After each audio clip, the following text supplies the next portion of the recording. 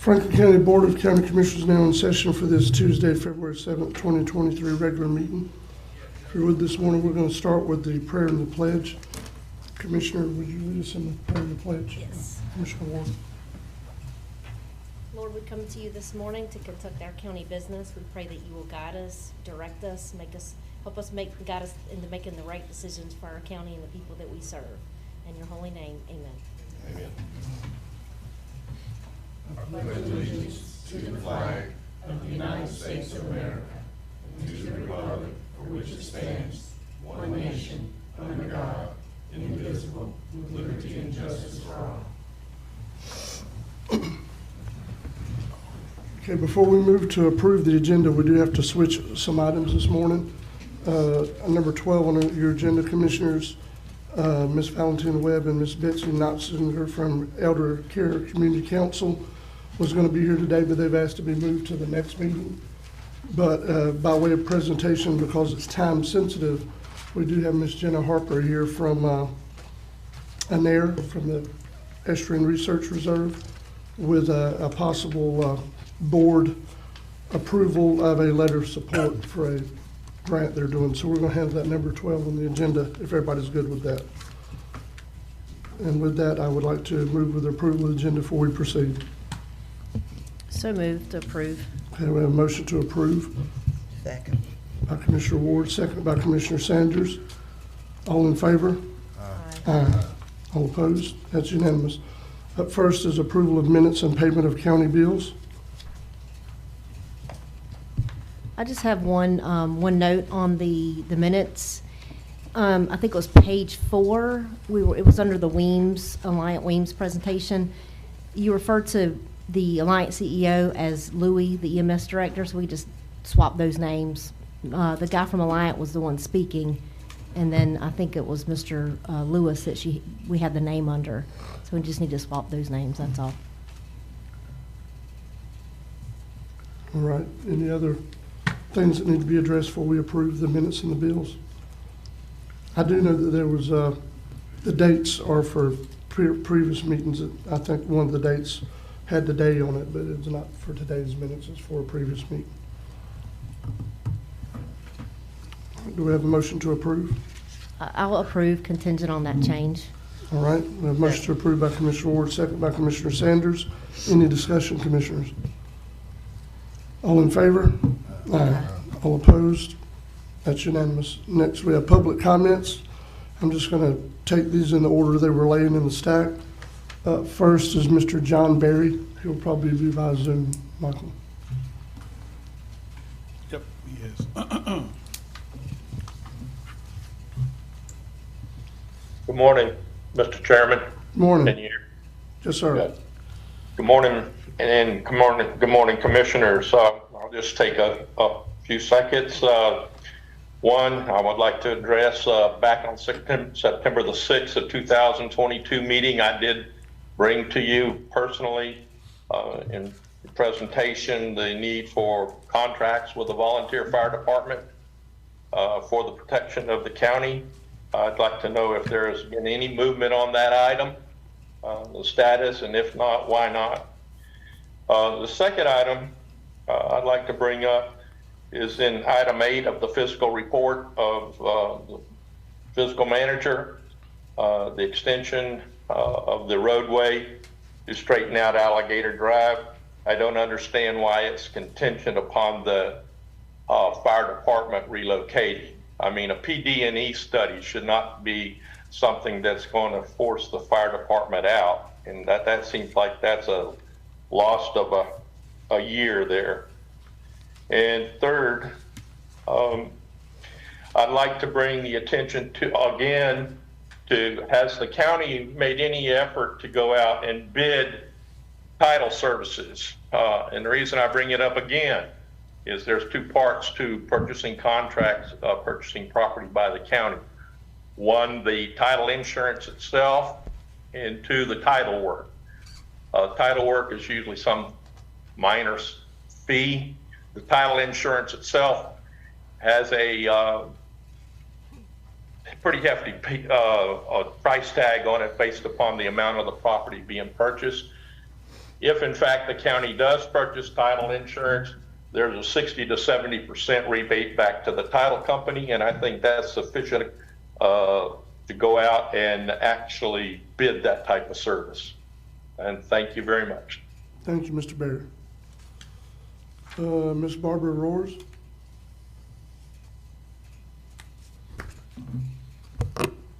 I would like to discuss the non-ad valorem tax for Lanark Village and St. James Bay. I understand that because our fire department has been dismantled, that all of our tax dollars were put into a fund. I'm not sure about the legality of putting tax dollars in funds, but if it has been, I would like to discuss the possibility of the amount of money that had been acquired through the taxes and the interest that has been received from it also. And the reasons that I'm requesting this is because Lanark was dissolved approximately 15 years ago and merged with the city of Carabel. Carabel made all kinds of promises to the residents of Lanark. Not one has been kept. There is not a fire hydrant past Indiana Street all the way to Carolina. All of those neighborhoods have no fire hydrants. I spoke to a young lady at the city of Carabel, and she told me how expensive fire hydrants were. Well, we pay taxes, we pay for water service. We can't have a fire hydrant? There are 12 new fire hydrants on Highway 98, and there's maybe 20 residents. I was told that fire hydrants were acquired by developers. This area is not a development area. I would like to have a fire hydrant. My home is valuable to me. I back up to the woods, and with no fire department, I'm assuming that if our insurance companies found this out, we would probably all be canceled. And I would like to have maybe some further discussion with this.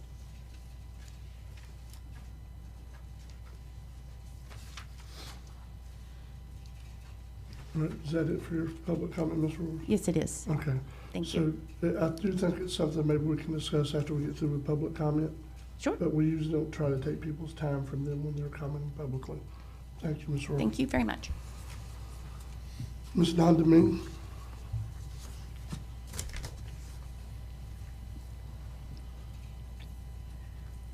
Good morning, Commissioners. My name is Nanda Ming, Alligator Point. I just wanted to come before you and say thank you. Thank you, thank you, thank you. At the last board meeting, I spoke about some issues about like our sidewalks on Tom Roberts Road. And the very next day, Mr. Neighbors and his department were cleaning our sidewalks. Thank you so much. Everyone on Alligator Point that walks, then they walk with us, have noticed this improvement and just cadoos. We appreciate you. Have an awesome day. Thank you. Thank you. Ms. Debbie Jordan, Oh, she probably is. online. Yeah, she's a 1549 commissioner, right? Could you check the email for me? Yes. Okay.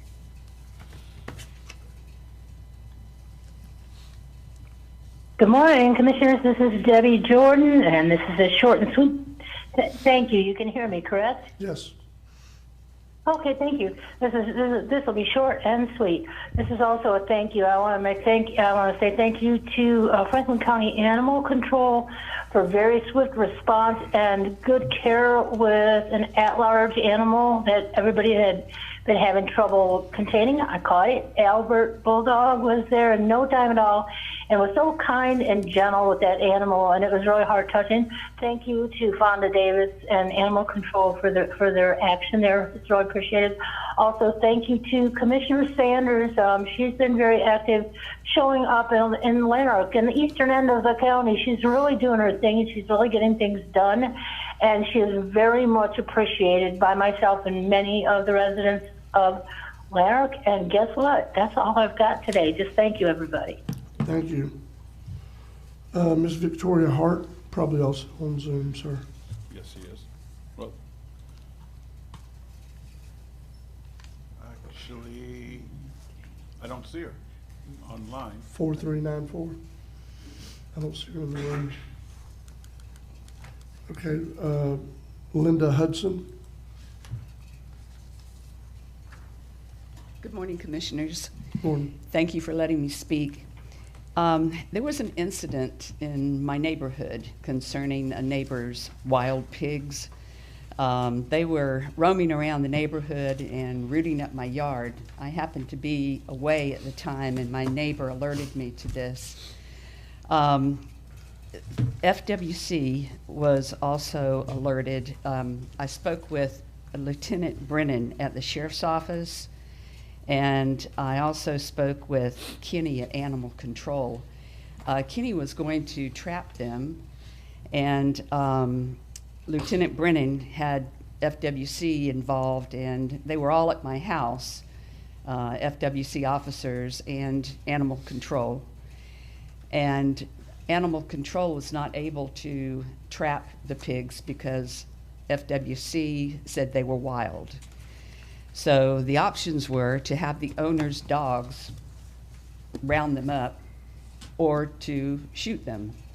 I opted to have them shot because the pigs had been roaming the neighborhood for months, and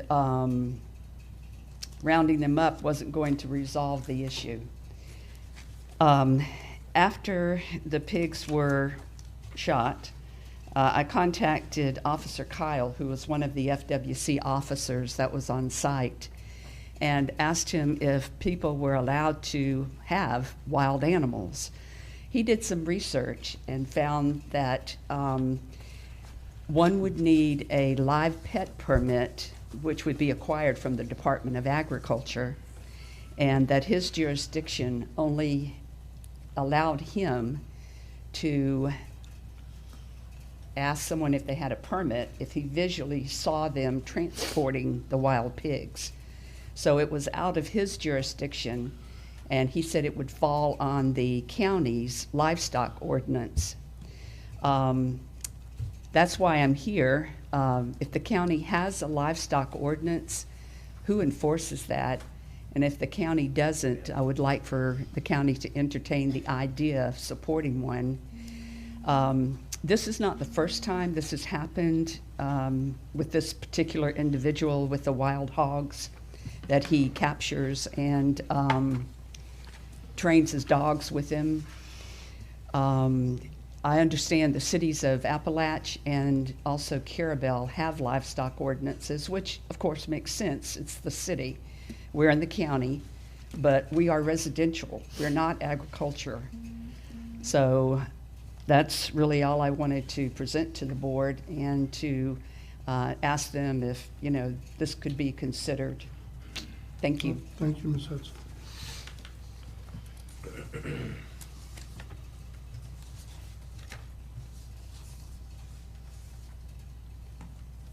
Mr. Chairman, I still don't see Ms. Hart online, or do I see her in the room? All right.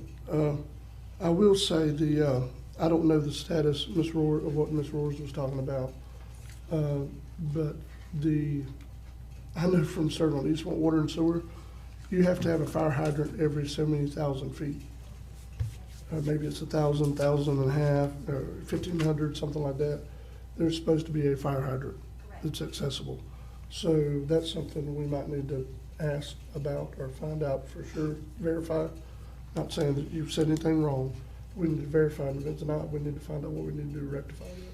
So, Mr. Chairman, I have some information All on right, that. Back when I was first elected, and I told it at the Lanark Village Association meeting, you may not have been there, Ms. Barber.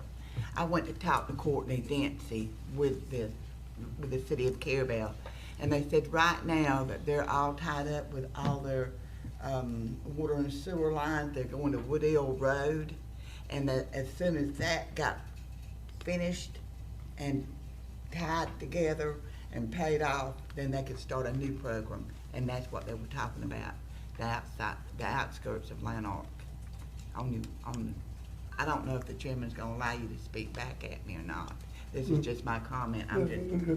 Well, and this is just my comment because I like to interact with the public myself.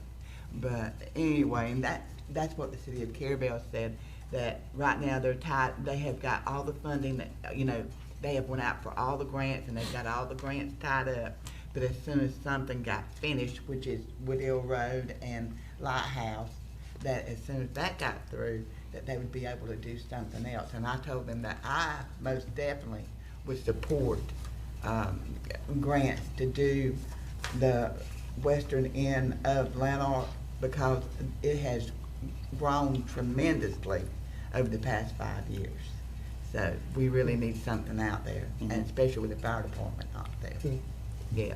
Well, Commissioner, I will say too that the, what they were speaking of, I have a little bit of familiarity with it because once you can only have so many different asks at one time. You kind of have to satisfy that job or that work. What I would like for us to do though is verify if indeed that there is a issue with hydrants, because we might have to try to find another way to address it. Oh, absolutely. Because that's a life and safety issue. It is. So that's all I was saying. Yeah, if we need to go another way, I'm Yeah. all for you, because they definitely need it.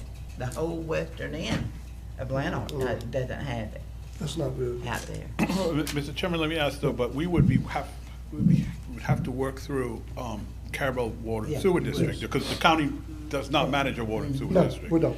And Commissioner Sanders, let me ask, so could this be a growth problem because, there was a time when Lanark had their own water and sewer district, correct? Yeah. City of Carabel assumed that. And it extended the water service out there, yeah. So I guess what I'm asking, when Lanark Water and Sewer had it, they didn't put a hydrant, I guess they didn't have one there either. So Carabel is now, that's the growing pains that Carabel is going through with their water and sewer Would you district. recognize Ms. Barber? Yes, Ms. Barber, what you have? Please come forward if you're going to speak though. At that time, that area was just known as a sand pit. And then what I was- before that, on the other side, where there were just very few mobile homes. Right. But the community has grown. That's the problem. In a great number. And I had gone to Carabel about this issue a couple of years ago. Yeah. And did Carabel give you any timeline before they would be finishing? She said she hoped it would be soon, and I know the people out there on Lighthouse Road and all hopes it would be soon, because went by there yesterday and had holes in the road that Yep. deep all the way across. Yep. But I don't know. I mean, we can check back with them, Okay. Michael, if you don't mind. That's what I was gonna ask. So you want me to Try to just get a date. request a letter with a Up kind to of date. an And try to update, keep a us timeline? updated on it. Okay, and Okay. Cheryl, I'll stay in touch with you. And it may be something that you can help us through, Commissioner Jones, since you're chairman, and you sit on ARPC, Appalachia Regional Planning Council. It may be a program they may have Yes. to help out. Very possible. And that could be part of the program also, where we're asking for fire trucks and stuff for Lanark, may be part of the equation too. Okay, thank you very much. Thank you. Thank you, Ms. Barber. All right, that does it for public comments. Let's move on to Mr. Howard Neighbors. Hey, can we discuss that wild thing? Yeah. The what? Oh, wow. We can. What do you want to discuss about it, Commissioner? I wanna know what the deal is on, Well, is I it do have a allowed? question Is about it that. allowed? Yeah, was it a wild hog or was it somebody's pet? That's what I was wondering. Wild hogs. Okay. FWC determined that they were wild, that he had captured them, and he made the comment that. Please come forward to the podium, sir. Sorry. FWC determined when they got to the house that it was wild pigs that he had captured, and he did understand that he was using them to train his dogs to catch wild hogs. But this is a residential area, not an Yeah. agricultural area, Yeah. so why wild hogs would be allowed in a residential area is beyond me, but, and especially to let them roam around the neighborhood instead of penning them. Well, I would think, and I would hope, I don't know the law or the legality of it, but if there's some issue with him catching wild hogs and holding them, FWC was there, but they didn't act like there was no harm, no foul, did they? Well, no, they did not say that. They said that that he does have to have a permit to capture the wild hogs. Right, did he have a permit? He said he cannot ask him whether he has a permit because he didn't actually see him transporting the wild pigs. So you can go catch them, bring them to your Oh, yard, Jesus. and let them loose. Yeah. As long as nobody sees you, you're Yeah. fine. But they run around the neighborhood and just tear up the neighborhood, and they, you know, the owner never does anything about Yeah. it. So- Well, at the end of the day, it sounds like they are in the prime place to enforce something, but they don't want to. But they want the county to have an ordinance to enforce it. That's what it sounds like. I might be wrong, but that's what it said, that's what I'm hearing. You know, if they know for sure that those are wild hogs, but they said they didn't see and get them, therefore they can't write him a ticket. I mean, they have authority on the water, the land, everywhere. FWC's got it. All we know is that One more what question. Officer Kyle told us, Yeah. that he didn't see them being transported. It was Right. out of his jurisdiction. Okay. It would fall on the county for their livestock ordinance. Okay, Commissioner, what was your question, sir? I guess my question would be, can you bring a wild hog in a residential area in Franklin County? Not without a permit. Not without a permit, I That's a don't think. transportation permit. Yeah. Mr. Chairman, Yes. if I might, I did not know this issue was coming up today. I do not have the 28 pages of the animal control ordinance memorized verbatim, but I don't believe that it's allowed under our animal control ordinance. I know there's some provision in there concerning limitations on livestock. And with the chairman's permission, if Mr. Morone will get the contact information, or if he already has the contact information, so I guess they filled out a speaker's card. I'll get with Mr. Davis, I'll look at the ordinance, and I'll give Mr. Morone some legal advice that he can pass on to these individuals concerning what the county ordinance allows or doesn't allow. And if there's a gap, then the board can always amend the ordinance to Right. plug the gap. Mr. All right. Chairman, I have something. Yes, go ahead. It's my understanding, unless it's changed, that a wild hog is considered feral. Yep. So then it's not like a deer. You can, you Right. know, so I don't understand why we can't trap if they're destroying property, with it being a feral animal. I mean, and now I know on state lands, they govern it during hunting season and whatnot, but if it was private property, let's just say you own 40 acres somewhere, you can hog hunt year round, because it's not considered a wild animal, it's a feral. So I don't understand why, I'm sorry, Ms. Hudson? Yes. What was that lieutenant's name that you spoke with? With FWC? Yes, ma'am. It was Officer Kyle. Kyle. Kyle, K-Y-L-E. That was his last name? That's his last name, yes. And Lieutenant Brennan is who I spoke Lieutenant with at Brennan. the sheriff's office. Oh, that was, okay, that was at the sheriff's. Sheriff's office, yes. And he is the one who contacted FWC to get them involved. I was just curious because, like I stated earlier, I know hogs they tread back and forth between a gray area, you know, and I don't understand. I mean, I'd be like trapping a wild cat, a feral cat. You hear about feral cats all the time. I mean, hogs should fall under the same guidelines as far as the restrictions we can have with animal control. You know, I'm not sure, but I'm gonna check into that with FWC just for, you know, just so I can Okay. educate myself on whether or not the state's adopted the hog as a state animal now or something, but Thank anyway. you. You never know.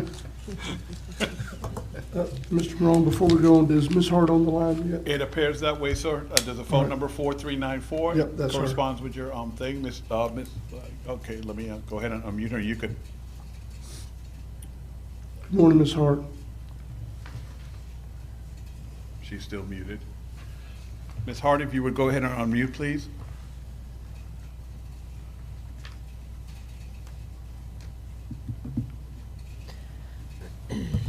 Okay, I think she just unmuted, Mr. Chairman. Good morning. Good morning. Can you hear it? You can hear me. Okay, great. Yes, ma'am. Thank you. Good morning, Commissioners. On January 17th, Commissioner Sanders inquired of Attorney Schuler about the status of the contract between the fire departments and the county. He replied that he had not been authorized to write a contract. In July of 2022, the State Fire Marshal's Office presented a very informative slideshow in which they reminded the county commissioners that you are the AHJ, which means the authority having jurisdiction. In the specific manner of the St. James Glenarm Volunteer Fire Department, there are two specific examples of why a contract is needed.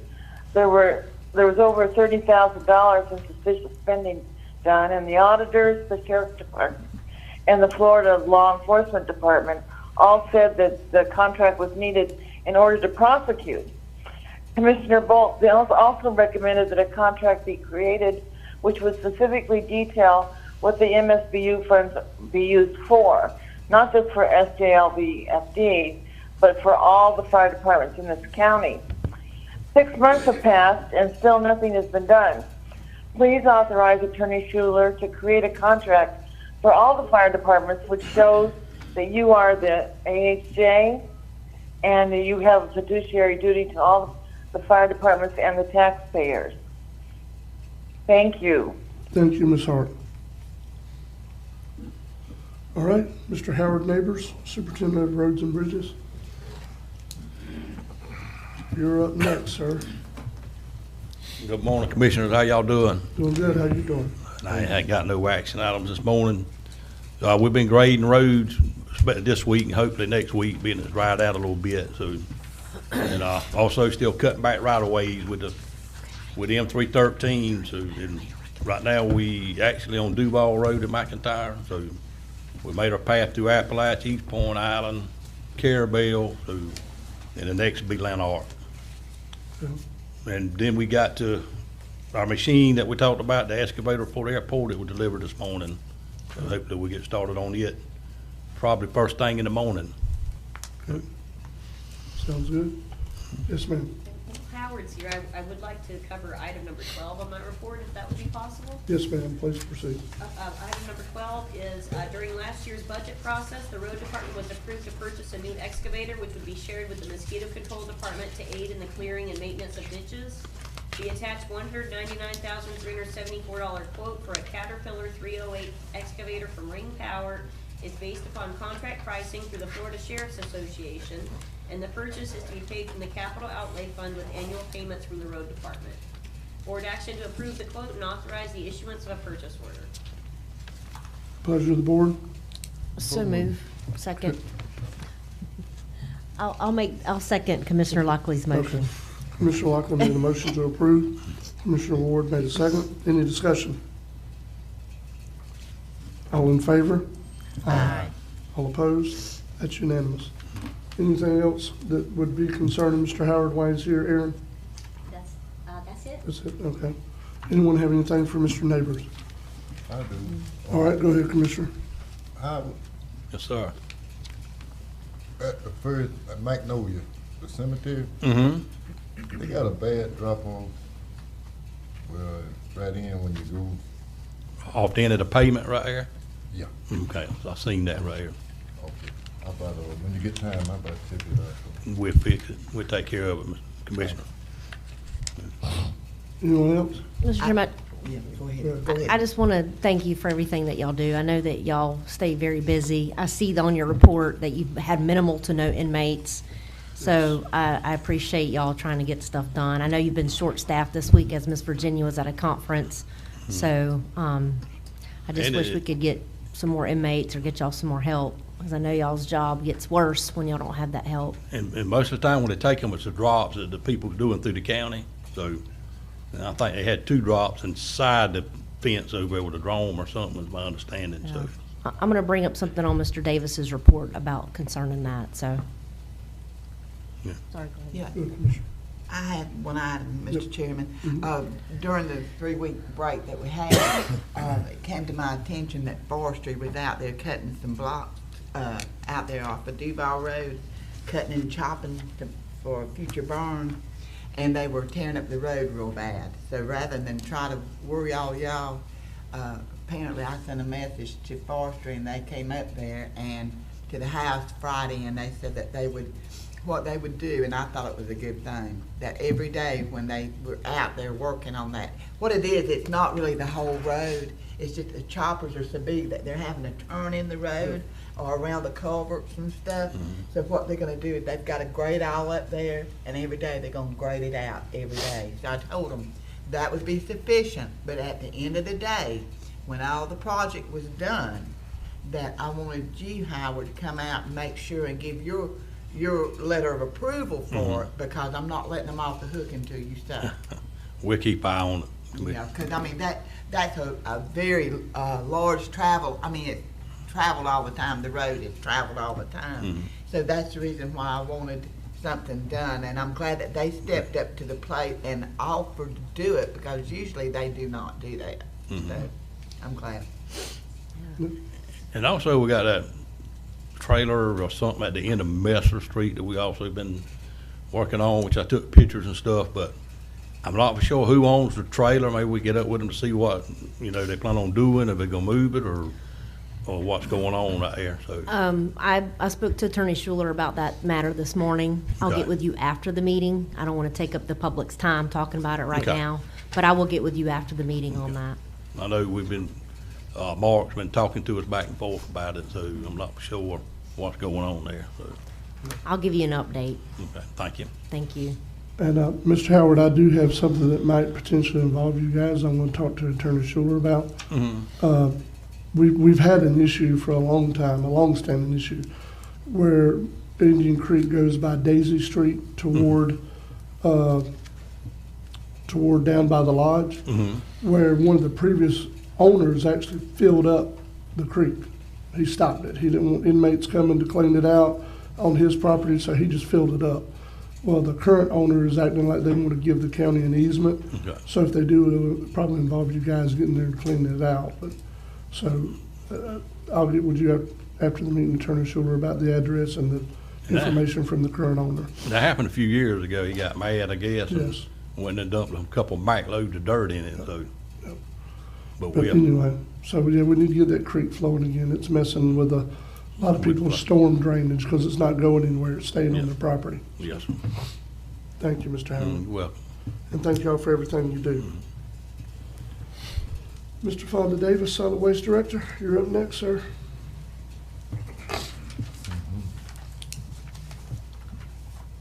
Good morning, Commissioner. Good morning. I do not have any action item this morning, but I do have a couple non-agenda items I would like to mention to you. The first one is that I have been invited to a baseball meeting.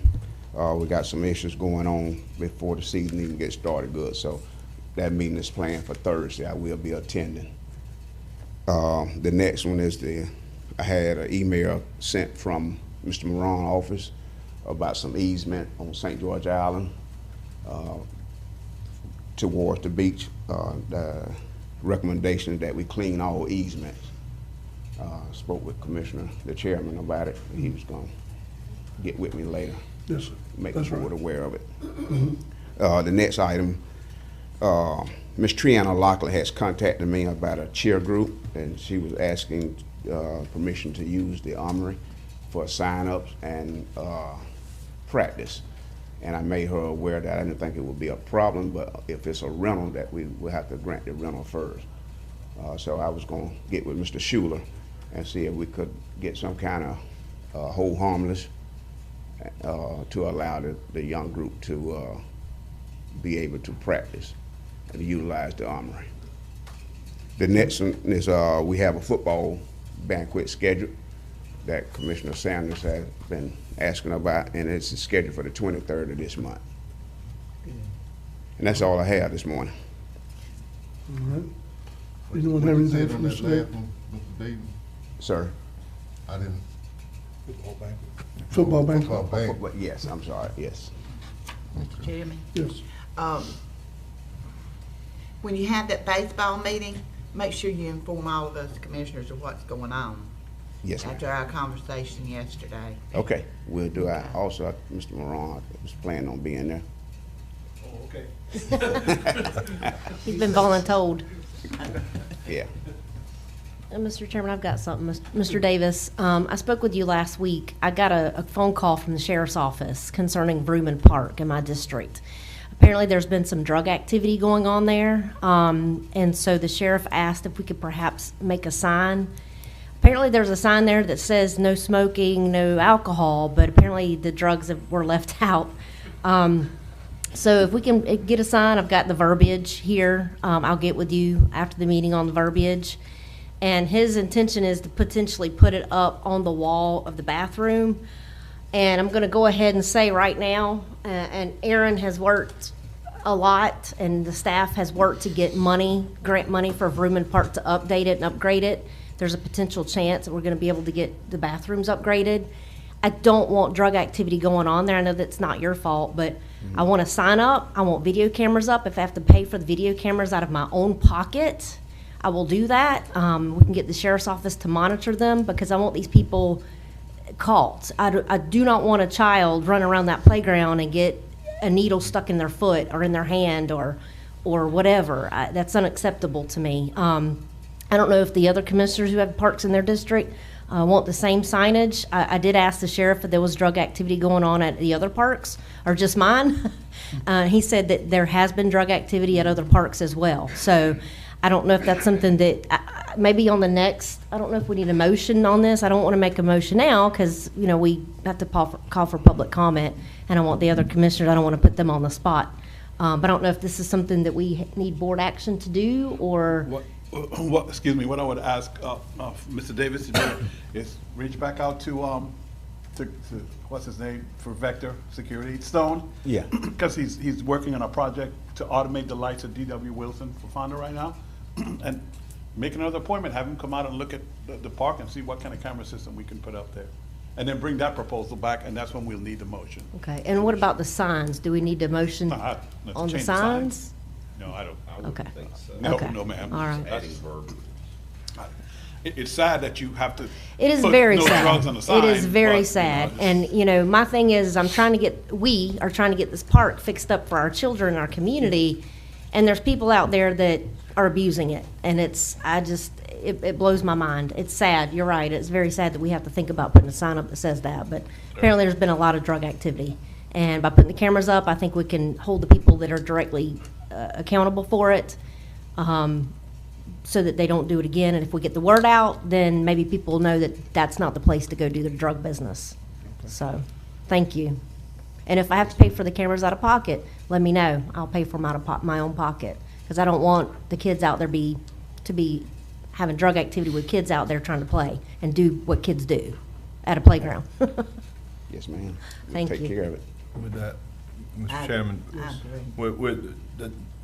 with East Point, with Vrooman, and also with Kendrick Park, the bigger issue with the cameras is they're kind of hidden, tucked away. You know, where we had a luxury of, I mean, there's some heavy traffic going by here at our park, but at Porter Park, Wilson, I've heard it called all kinds of stuff, but I could see where if we could have some type of surveillance, especially in those two areas. I mean, they're, you know, like I said, they're tucked away in there, and you know, we had the luxury of having eyes on it, you know, constantly. But I could see possibly looking into getting some type of surveillance on, especially those two parks, because I could see that happening real easy. Ask Stone to add cameras to the work he's doing for you at D.W. Wilson. Okay. There ain't no cameras on none of them parks? Not that I know of. We do have the older style at the Vrooman Park, but it's not an angle where it capture everything. It's just mostly around the concession. And the drug activity, I think, happens more outside near the road. I think it's a good idea to have that on all of our parks, you know, to let them know that we're not supportive of drug activity and that we're gonna do whatever we can to do our part. Because I know Kendrick Park has had a problem with that also. So, in the bathrooms. That's where this has been in the, I don't know if it's inside, I'm sure it's inside the bathroom. I know we can't video inside the bathroom, but if we could, you know, have some kind of video around that area. Like I said, I'd hate for a kid to pick up something that they think is candy and it's drugs and they take it and Right. or step on a needle. I can't sleep at night thinking about that. So Make sure you get them strong cameras so they can cover the whole, Yes. everything. And I agree with Commissioner Ward, that's a sad day when you have to do that. Yep. To a park, Yep. you know, but you have to. Well, Mr. Chairman, we've had people vandalize the bathrooms a while back. And like I said, we're putting a lot of money in this park. I'd hate for us to have to go back and repair stuff that we've worked so diligently on trying to get it replaced or fixed up. Right. So, Thank you. Okay, you're welcome. Anything else anyone have anything else for Mr. Davis while he's here? Do we need a motion on this? No, sir, he's supposed to be bringing something back to us that we'll potentially take action on to look at, correct, Mr. Davis? Yeah, commissioners, yes. Commissioner Lockley, I'll get the proposals done, and then you guys will do a motion to approve the proposals once you have those. That's, But I go it's a ahead lot and get easier. the signs made, yeah. Yeah. The signs, Yeah. Yeah. Okay. Mr. Davis, thank you, and thank you for everything y'all do for us. Yes, sir. We appreciate it. Thank y'all for your support. Yep. Ms. Jennifer Daniels, Emergency Management Director.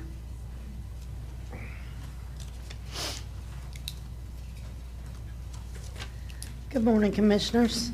Morning.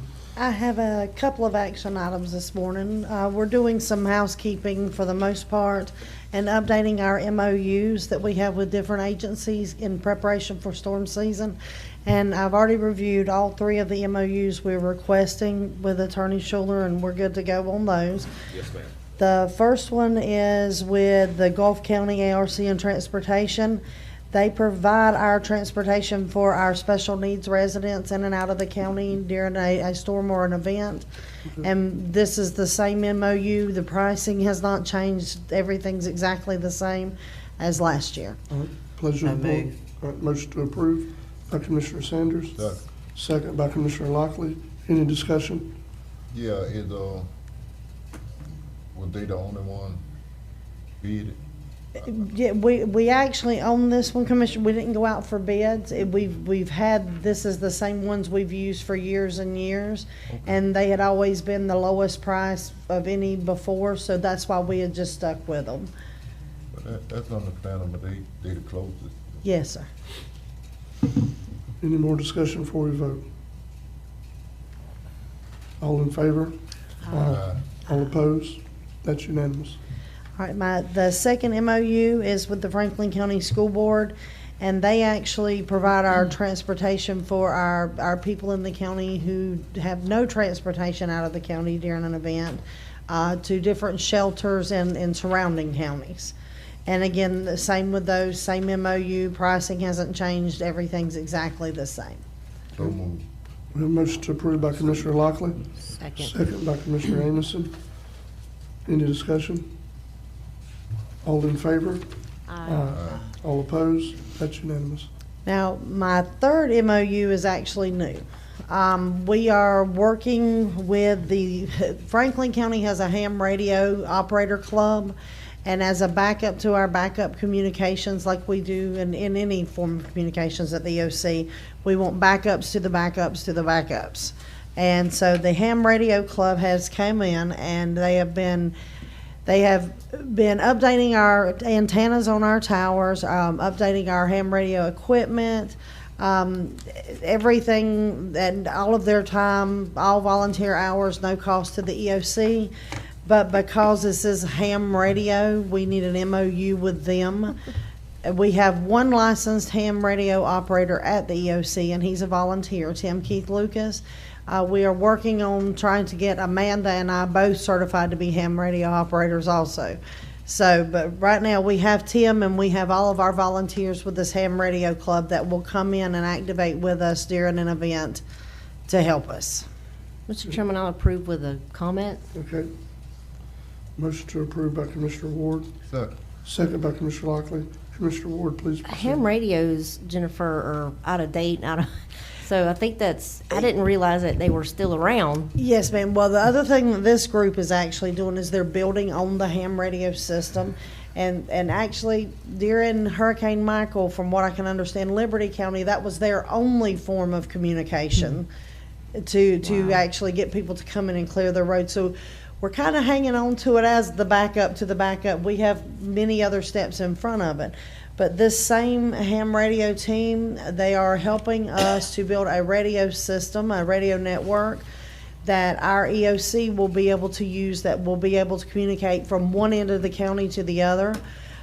We've gotten permission from the city of Carabel to put a repeater on their city water tower. Right now, I'm just working on funding and how to pay for this repeater and duplexer.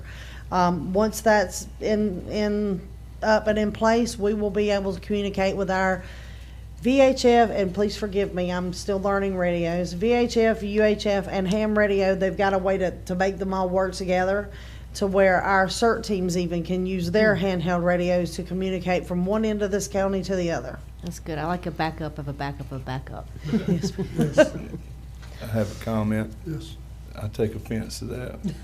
I was a ham radio operator in the Army, and you're right. I mean, when all else fails, you got to kind of rely on some older ways of communicating, because it does happen. Technology collapses, and that's kind of it's like sending up smoke signals. But if I will tell you this, I think y'all doing a great job. But if you're gonna get certified, brush up on that Morse code, because that's hard. Yes, and on that, this same team, Commissioner Ameson, they have a volunteer that comes out to the EOC now, because we were running into the same problem like Commissioner Moore talked about, is they started using the ham radio and no one was answering.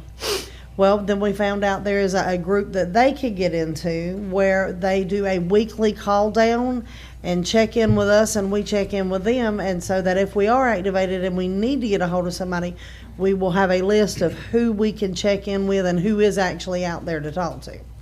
So, Pretty neat. That's good. Any more discussion? Yeah, Mr. Chairman, I want to ask you about your item 49, the communications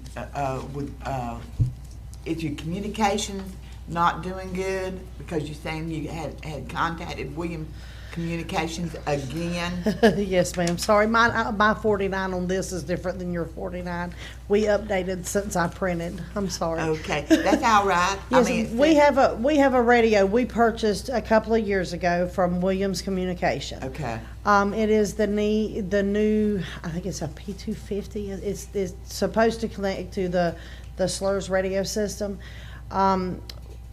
We have not been able to connect it to the Sheriff's Department's radio because he needs to be able to maintain his confidentiality, which is understandable. So we've been working with Williams Communication, or trying to get something done with Williams Communication, to where they will program this radio, even put a lid on it or whatever we need, so that instead of him giving us his information, we can give him ours, maybe, and to solve that problem, so that we will be able to communicate with him throughout the county during an event or something.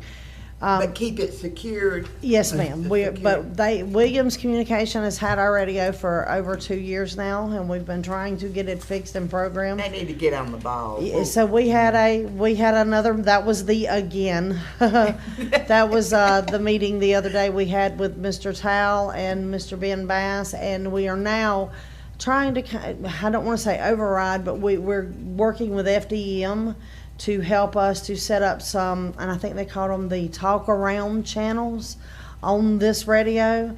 These are the channels that used to be put on the old Slurs radios that allowed like EMS and fire and law enforcement and to all be able to talk to one another. Yeah. And our biggest issue is like I said, if I'll use an example, when we had a missing person a few years ago. We had offered to help, and we went and helped search up in Tatesville State Forest. Well, there's absolutely no cell phone coverage up there. Well, we were still searching an hour after they had found the missing person and happened upon a FWC officer that says, "Oh, did you hear the good news?" No, we didn't, but yay. So we're trying to find, we understand there is a confidentiality issue, and we understand that completely. We just want to find a way to work around that issue, to find another way for us to be able to communicate if we need to. Because there's no way we can all work together if we can't talk. We've got to be able to talk. So, I think that's a good idea though, Jenny. Yes, ma'am. That's a good idea. Thank you. Because you do need something like that. Because it's like you said, we don't have no cell coverage in Tatesville. No, ma'am. We don't have a lot of cell coverage down in parts of Alligator Point. Yes, ma'am. I mean, it's some of the worst I've seen. So anyway, I'm glad, thank you Yes, ma'am. for updating me, because I didn't know this went on. I hope to have something new to tell you after that conversation. I'm hoping by next month's report, we'll have a new radio program, so Well, we'll there just is say other that. radio communication. Yes, ma'am. Yes, ma'am. I have one more question, Mr. Go Chairman. ahead. Did we ever hear back on the FAA inspection with the wall? Oh, they've already came out, yes, sir. They've come Okay. out, they put the equipment in, they have, everything is set and done. There was no issues at all. We opened up, they installed everything and good to go. Okay, good. Yes, sir. And we still have to vote on the motion that was on the floor about the ham radios. We have not voted yet. Any more discussion about that before we vote? All in favor? Aye. All opposed? That's unanimous. Mr. Chairman, can I ask a Yep. question? Yes, sir. Going back to these, when you got the transportation, I meant to ask you then. Yes. Can I, these storms these days, how far you travel people like to a shelter? Where your closest shelter? The one we normally transfer to, Commissioner, is Leon County, just because usually that is the one that is going to set up. They are going to set up a shelter if there's bad weather. They are the bigger county. They are, the city of Tallahassee. They can afford to set up shelters more often. If we run into issues where there's lack of space there, we have been known to use Wakulla County. We've used Liberty County. We try to go the closest we can to Franklin, but sometimes we have to get a little further just to get people out of the way of the store. Well, I guess my question is, these storms these days,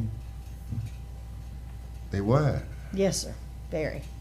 and they almost wider from here to Tallahassee, and especially Liberty and stuff like that. Yes. So I'm asking, do y'all have some a little further than that y'all contact? Yes, sir. We actually, whenever we have a storm and we start looking at where we're going to transport people to, we stay on the phone with FDEM to make sure we have a list of all shelters in the state of Florida that are open. And if we need to move to a further distance or either more west or east, yes, sir, we do have that ability. Yeah, 'cause I be listening at them things on the radio, they 200 miles wide. Yes, sir. 100 some miles. That's big. Crazy, it ain't used to be like And it seems like it's getting stronger and it's doing more damage inland than they used to, where it seems that way, but Yeah. Yeah. maybe they need to step their codes up. Might have to. Anything else for Ms. Daniels while she's here, Commissioners? Ms. Jennifer, thank you for everything y'all do. Yes, sir. Thank y'all. Thank you. Mr. DeWitt Polis, Mosquito Control Director.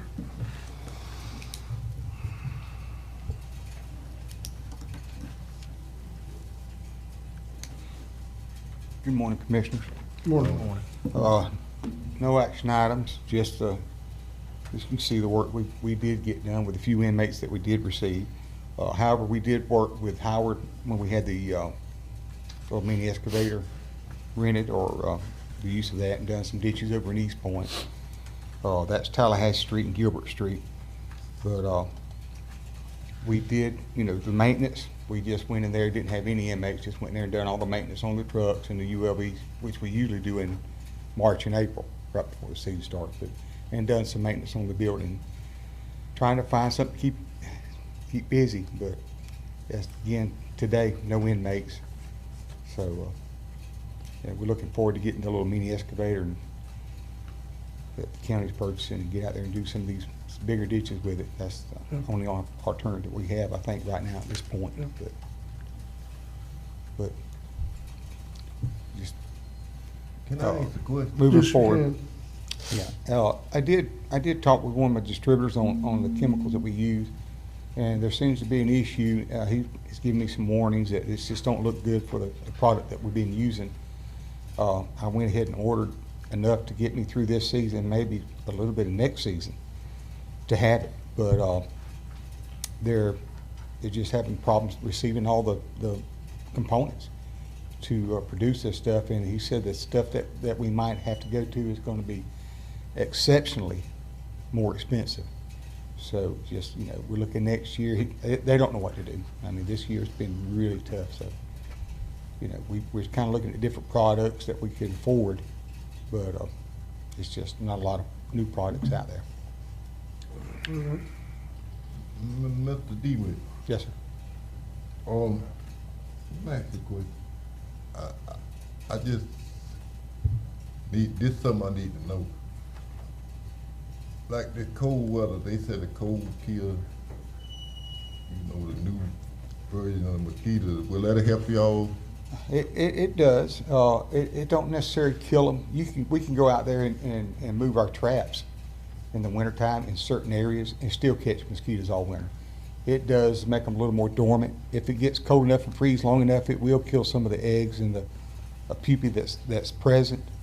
But I mean, it helps, but it's not gonna kill them. Actually, what really helps is kind of strange is when we have the rain events, like in the wintertime, and we have quite a bit of rain, and the ditches and the ponds and stuff like that actually fill up and stay full, or stay, you know, have some water present.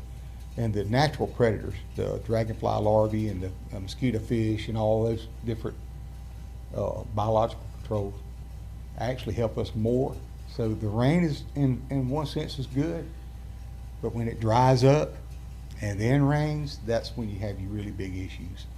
But we had them out on the Bluff Road checking that ditch yesterday, measuring that through there, and they come back and say, hey, the mosquitoes about to eat us up once we got out down in the woods. But it had warmed up. But yeah, it helps, but it won't kill them. Yes, sir. Okay. Anyone else have any questions or concerns for Mr. Polis? DeWitt, I got a question. When y'all were doing Gilbert Street, did y'all just do parallel with the road, or did y'all do perpendicular, like where it goes toward Indian Creek? Yeah, we went perpendicular. Okay. Took the machine right on back to where it falls out into the swamp. Okay. And it looked really good. Yeah. It's growed up pretty good through there. Yep. And that was just you know, with the bush hog that's on it, Right. because that's all we had. But with the new machine, we're actually going to have a ditch bucket, so we're going to be able to straighten out some of these ditches. Right. And the little extra expense that was on that didn't come with the regular tooth bucket that you dig up stumps and stuff with. So I went back and talked to Mr. Charlie and asked him if he would add that, because the ditch bucket's not made for, you know, tearing those roots and stuff out. So they add it. So we'll be able to straighten some of these ditches out. Mhm. And pile that debris down beside them and level. I think it's going to look better also. Good. And be more efficient. Good. Thank you for everything y'all do for us. We really do appreciate it. Thank you. Mr. Eric Lovestrand. Good morning, Mr. Eric. Good morning, Commissioners. I don't have any action items for you today. Okay. Commissioners, you have any questions for Mr. Lovestrand this morning?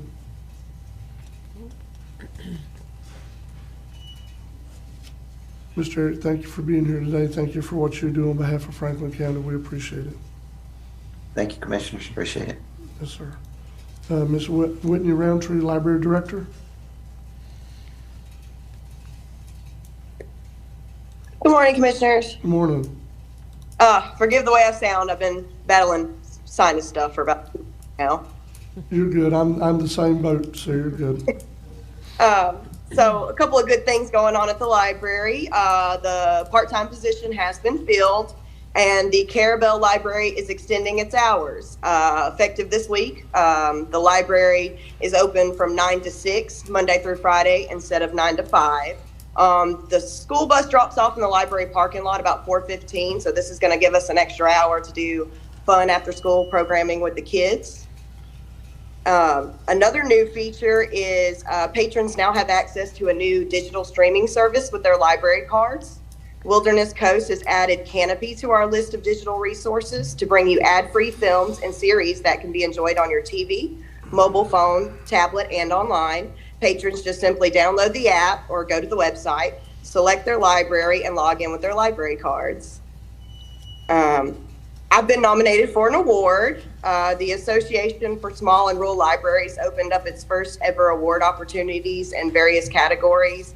Courtney Whitaker, our Central Administrator for Wilderness Coast Public Libraries, graciously nominated me for the ASRL Solo Librarian of the Year Award, so I'm just very honored to even be nominated. And we had our book sale in East Point. That went very well. The next one is February 18th. It's in Caravel.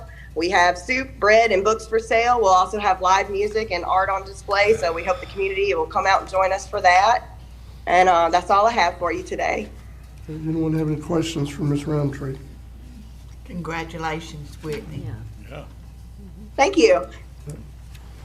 Yeah, you're doing a good job, Ms. Whitney. Please keep it up, because it really matters, not just for those that help support the library, but for those kids that are able to utilize our public libraries in East Point and Caravel.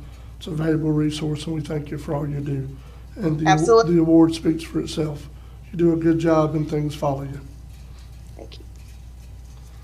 Thank you, Ms. Whitney. Have a good day. You too. Take care. All right, Mr. John Sullivan, TDC Administrator.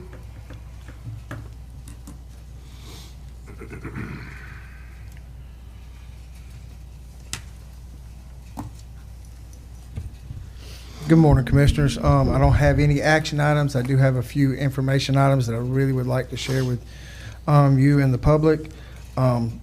First thing is the October collections were $280,910, and the November collections were $146,699. So I mean, we're still holding in that same range we were last year, even though, you know, we're going to see a level off eventually from what we had in the last 2 years. That's what I said last year, so I was wrong. One of the things that I have in your packet today is an infographic that I had done a few years ago, but updated here recently. It all starts with a tourist, and I think all of you have it available to you. But it kind of goes along the path of what the TDC does and what it means to each and every part of the county. It's not just the lodging providers. It's everybody. It's the fishing guides. It's the restaurants. And as you'll see in there, I did some research. I got the economic impact on tourism of Franklin County from 2021, and this is the most updated report. It actually came out 2 weeks ago. And what's a couple of the extra things on it all starts with the tourist that wasn't on this report is every 45 visitors in Franklin County creates one job in Franklin County. So, I mean, that's up from 3 years ago. It was every 78 visitors created one job. Now it's every 45. Also, Franklin County is second in the state in visitor spending per capita at $31,000. The only county that's ahead of us is Monroe County, and we're creeping up close. We've been second for a while, and we're getting even a little closer to them. So that's big, and they get these numbers from this economic impact of tourism in Franklin County, Commissioners. And in 2021, visitors who are maybe 50 miles, their residence is 50 miles outside of Franklin County, spent $384.5 million in Franklin County alone. That is a tremendous increase. As you can see, 55% above 2020 and 30.9 above 2019. And did a little bit more research, asked the statisticians at Visit Florida to give me a little bit more info. Franklin County is third in the state of the increase of visitor spending over 2019. And again, not by very much. The counties ahead of us were, as his terminology, very close to all together right there. So the biggest thing on here that I think I wanted to bring to the attention of everybody is 93.7% of jobs in Franklin County are supported by visitor spending. And I thought that was something that I really needed to share with the commissioners, because y'all do support the tourist development immensely, and things that we do and the things that we've done in the past few years, and we continuing to do with Miss Aaron and everything else.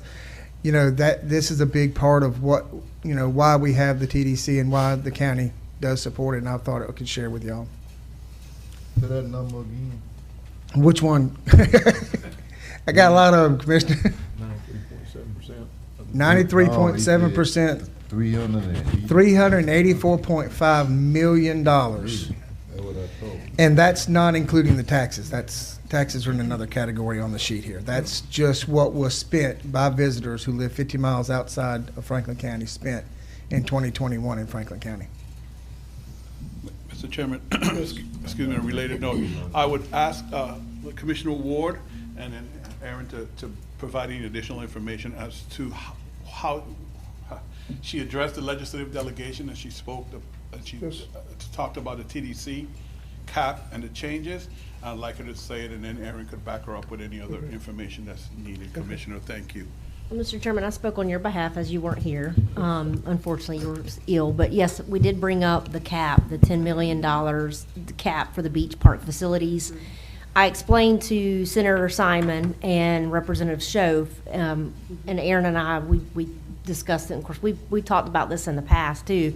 You know, what's good for Okaloosa County or Miami-Dade County with that cap is not good for small rural Franklin County. And it's not fair for us to be penalized because we don't have that because we have that cap. So I basically just reiterated that to them again, asking about maybe legislatively if we could decrease that for the smaller rural counties to benefit us more.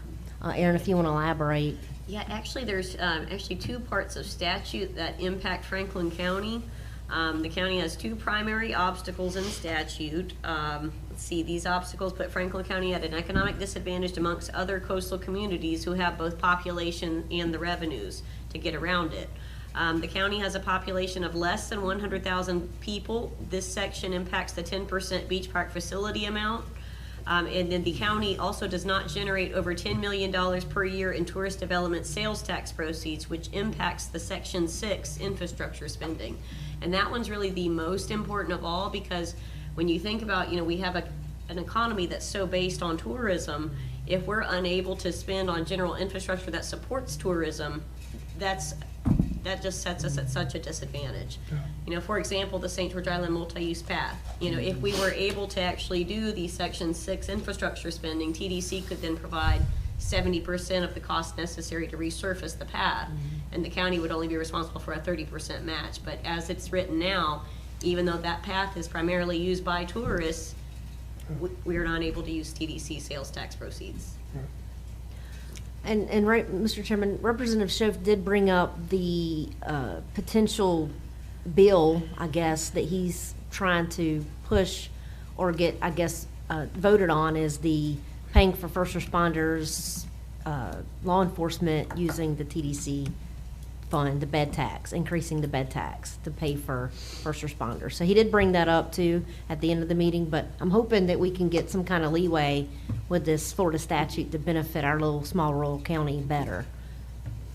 And Mr. Chairman, and I, with the chairman's permission, I did speak to Representative Schoaf as well and pointed out to him that, especially like with the 10% on the beach park facility, there's only two counties it affects in the state of Florida, us and Gulf County, and both are his district. And that's a major thing. Even with the $10 million, it constrains these two coastal communities that are doing quite well in tourism, but they cannot improve at a rapid rate their beaches and park facilities to be able to facilitate our increase in visitors.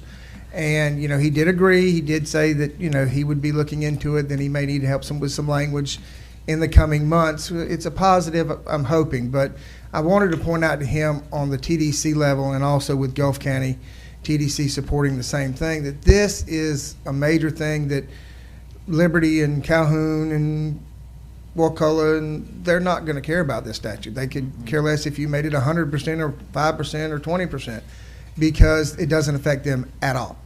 And that is something that the two rural counties in the rural county market is Gulf and Franklin that has a coastal community. So hopefully it will make some leadway. You know what? Yes, sir. They set this up like that because they don't want a small county to interfere with them big counties. That's why they talking about that, putting that cap on it. It shouldn't be no cap. Yeah. I mean, if they don't want you to be able to spend money, to make your thing look better.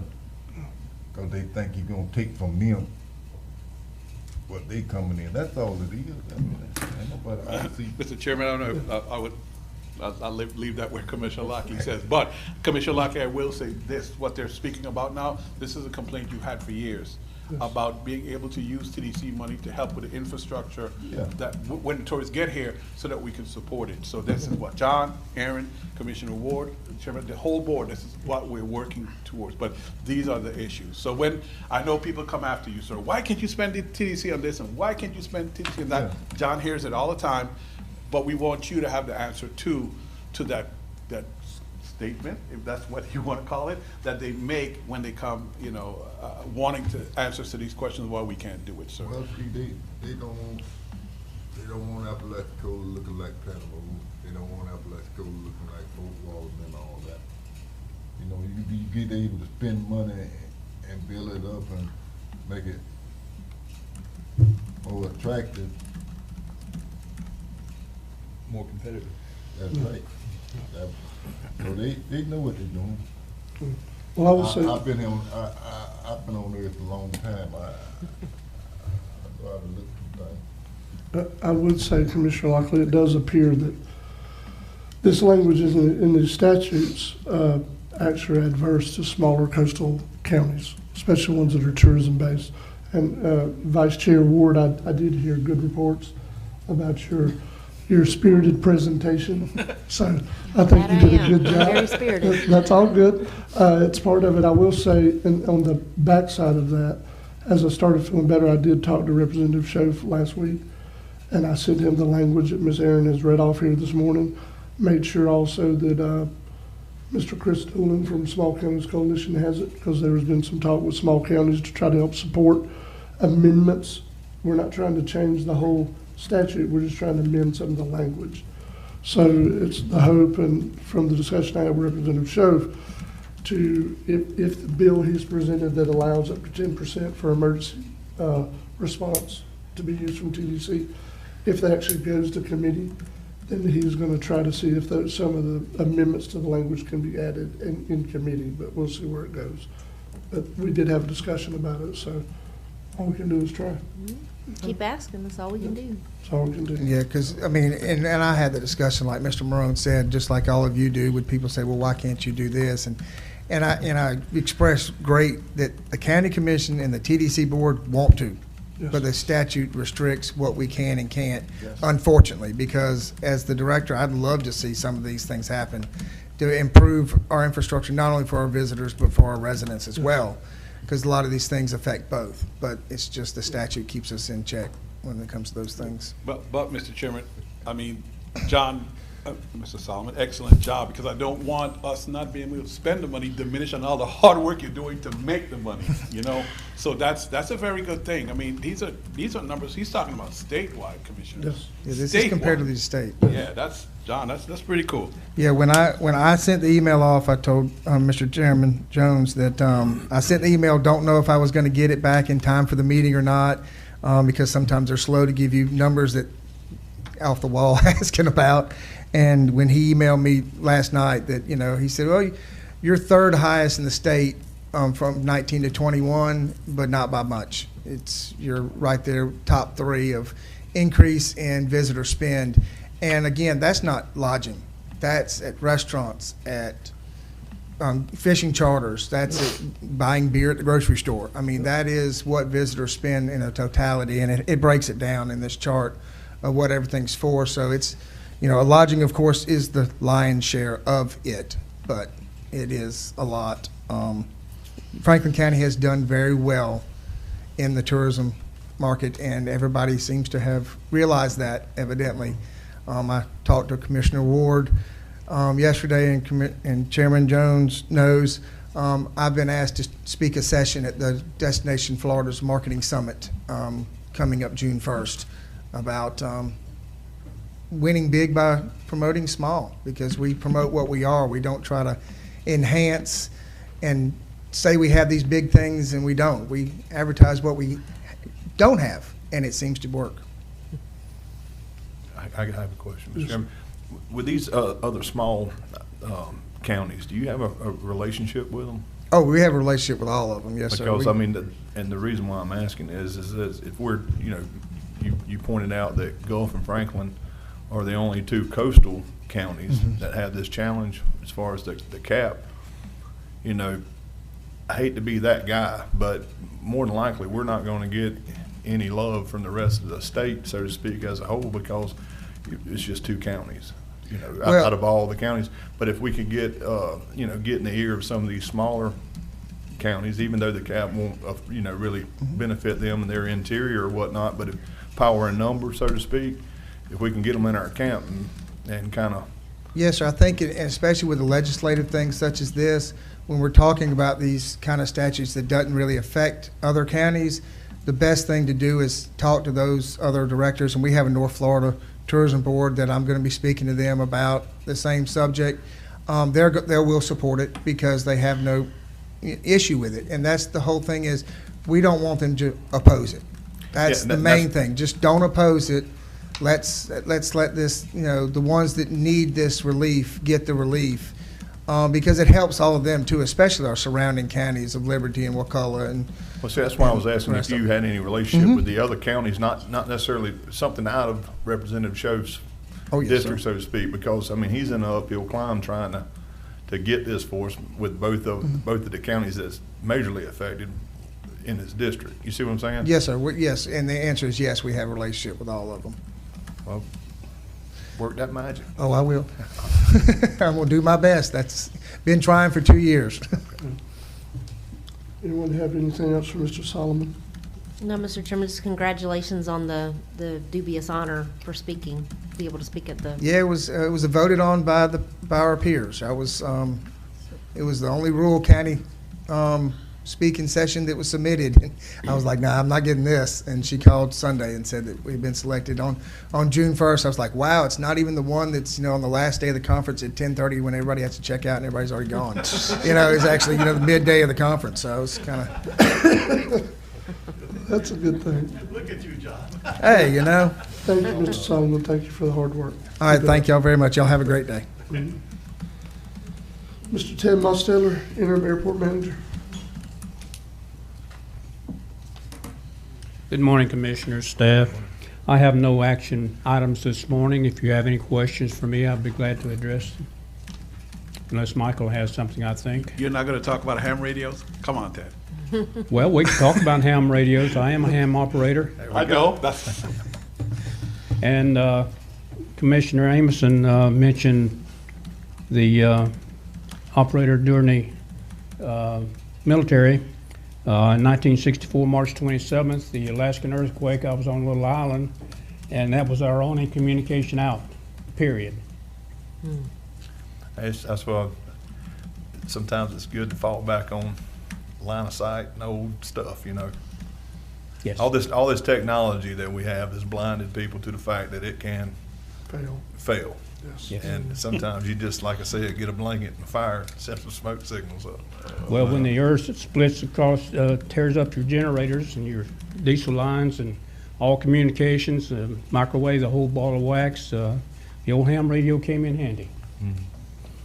Mr. Chairman, I'd like to say it's nice to know that we have at least 3 people or 4 people in our county that when we get in trouble, we know who to call. Yeah. So thanks. Anytime.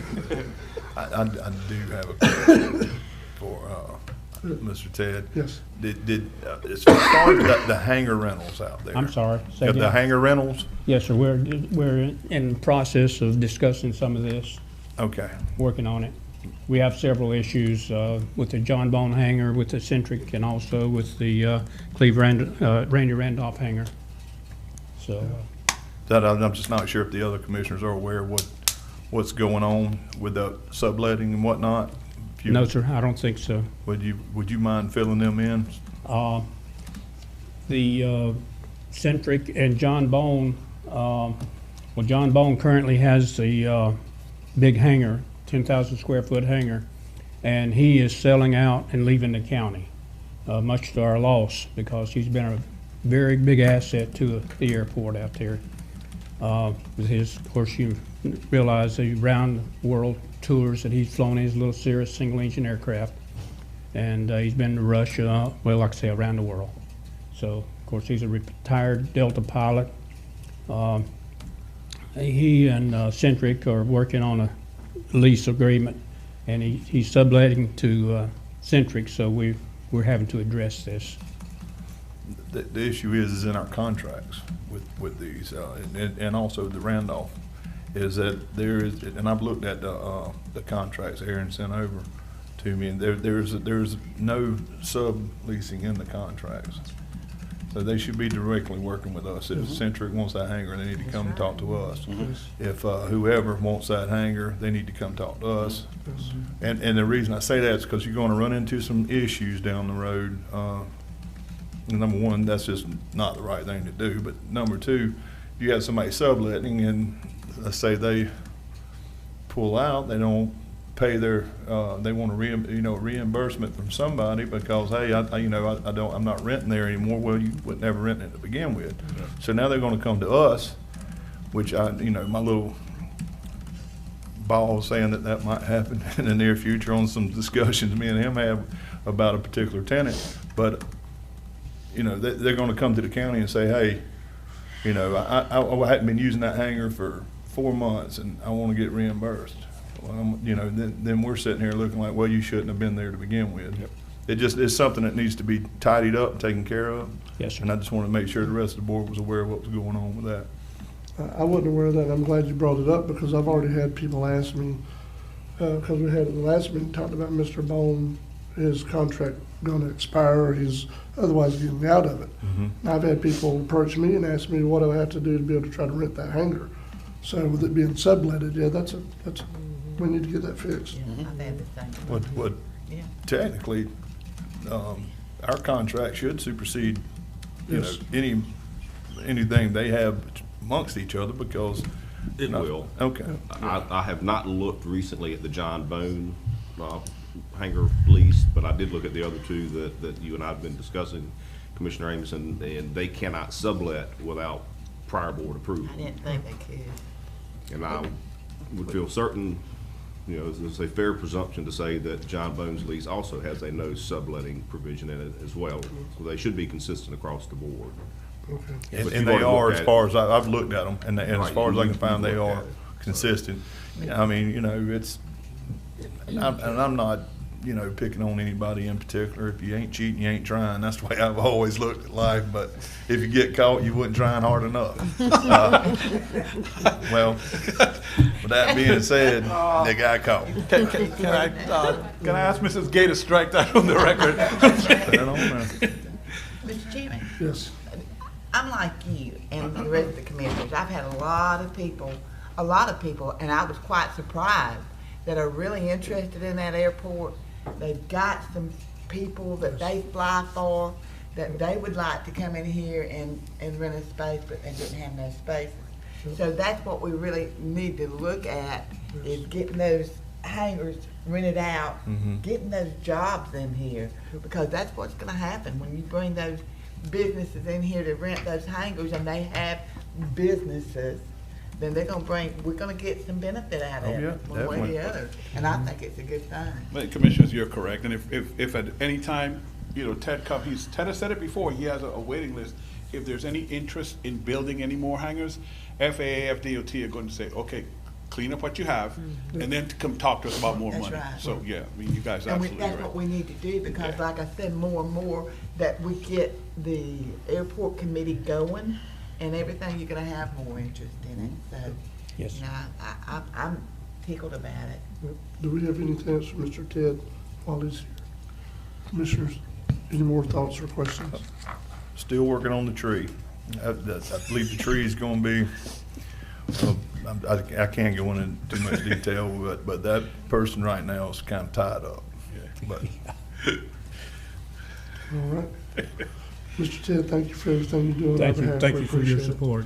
Yeah, let's take a recess to 10:30.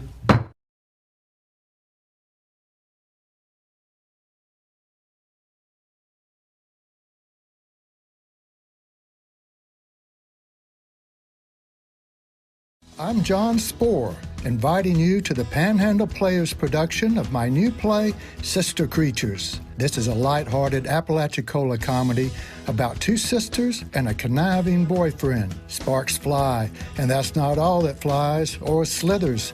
There's bats and demons and snakes. Get your tickets online at panhandleplayers.org for February 17th, 18th, and 19th. Sister Creatures, funded in part by the Franklin County Tourist Development Council.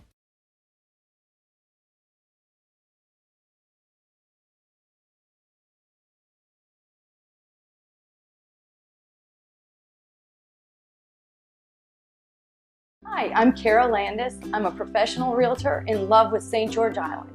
When my husband and I and our dogs moved here in 2002, it was the beginning of an adventure that has never grown old in a community that is amazing. If you're thinking about moving to St. George Island or investing in our world-class real estate, then this community will be as important to you as the sand and surf. Well, Kara to me is much more than an agent. She's become a friend, and since we bought the house, we've needed work done, and she knows everybody there is that can help us with that. One of the key elements for the historical growth and value of St. George Island real estate is the fact that it's a great place to vacation and to live. The beauty of the Gulf of Mexico with its white sand beaches and blue sky has always been a magnet for me.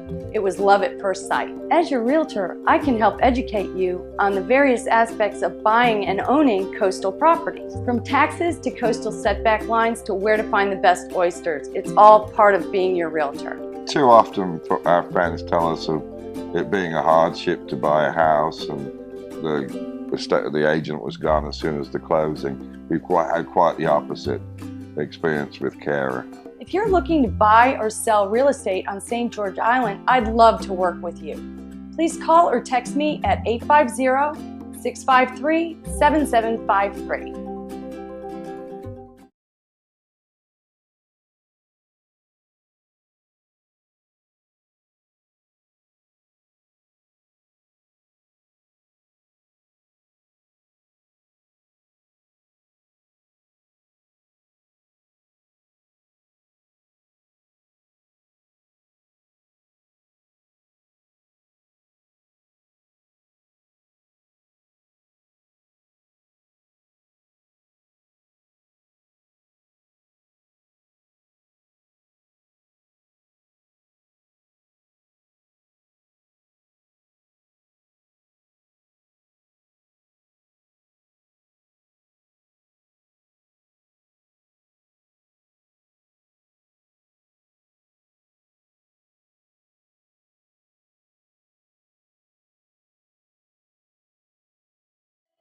And we're celebrating 20 years of African American history in beautiful Apalachicola. Join H. Cola for 3 days of soulful music, black history, good food, and fun for the entire family, February 17th through 19th. Come enjoy the parade.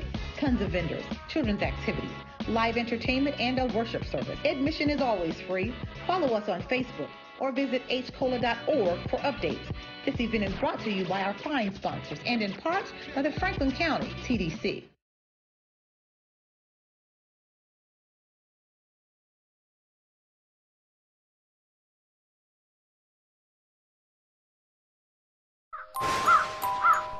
You'll be possessed with ghost stories in Poe, presented by Appalach Ghost Tours. Take a nighttime stroll through downtown Apalachicola and hear local ghost stories from the town's past, area legends, and select works from the master of the macabre, Edgar Allan Poe. This one-of-a-kind tour takes place on February 24th and 25th in Apalachicola. Get tickets at AppalachGhostTour.com. Reservations are required as space is limited. Also, check out our haunted history and paranormal investigation tours.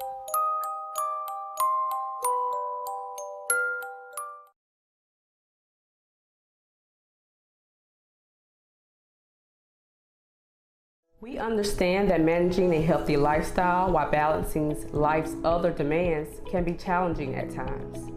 So the Florida Department of Health in Franklin County is dedicated to supporting you as you take care of your health.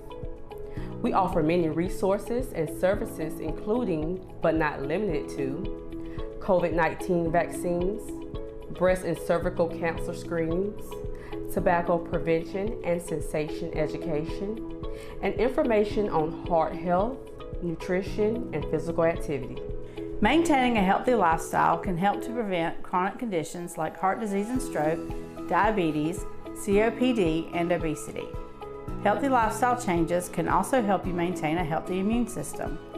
Tips to good health include eating a healthy diet, being physically active, avoiding tobacco and excessive alcohol, managing stress effectively, getting enough sleep, and seeing your medical provider for routine checkups. To find out more about how we can help you maintain a healthier lifestyle, please visit franklin.floridahealth.gov or call 850-653-2111.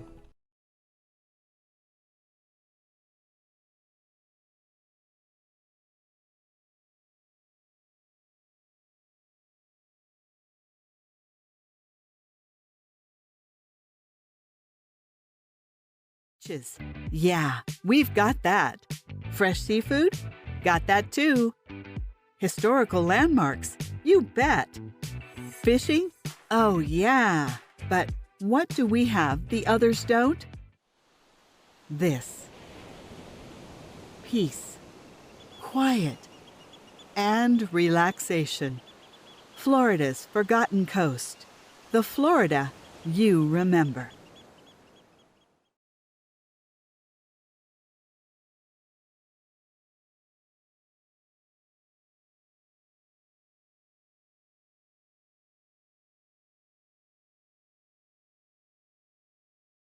Fisherman's Choice Bait and Tackle has all you need for your day of fishing.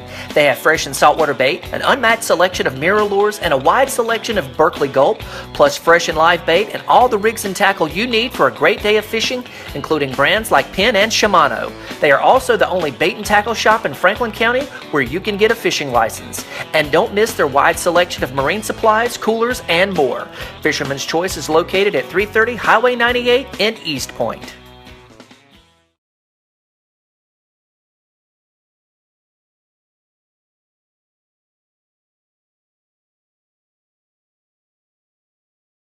I'm John Spohr, inviting you to the Panhandle Players production of my new play, Sister Creatures. This is a light-hearted Apalachicola comedy about two sisters and a conniving boyfriend. Sparks fly, and that's not all that flies or slithers. There's bats and demons and snakes. Get your tickets online at panhandleplayers.org for February 17th, 18th, and 19th. Sister Creatures, funded in part by the Franklin County Tourist Development Council.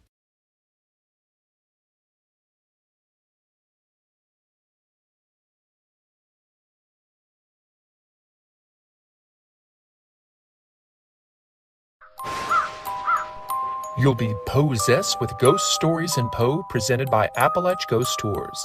Take a nighttime stroll through downtown Apalachicola and hear local ghost stories from the town's past, area legends, and select works from the master of the macabre, Edgar Allan Poe. This one-of-a-kind tour takes place on February 24th and 25th in Apalachicola. Get tickets at AppalachGhostTour.com. Reservations are required as space is limited. Also, check out our haunted history and paranormal investigation tours.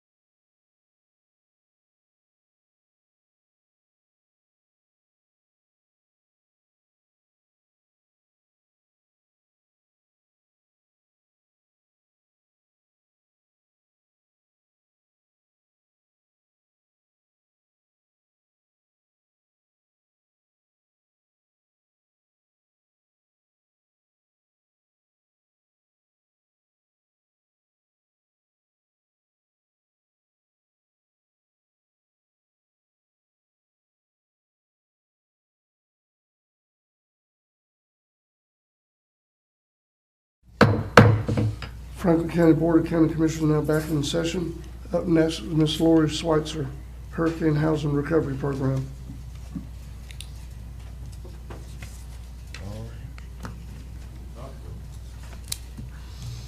Hello? Hello? Hey, sorry about that. It's all good. I was trying to get this video on. Oh, there we go. Okay, so I only have one item today for the Hurricane Housing Recovery Funds.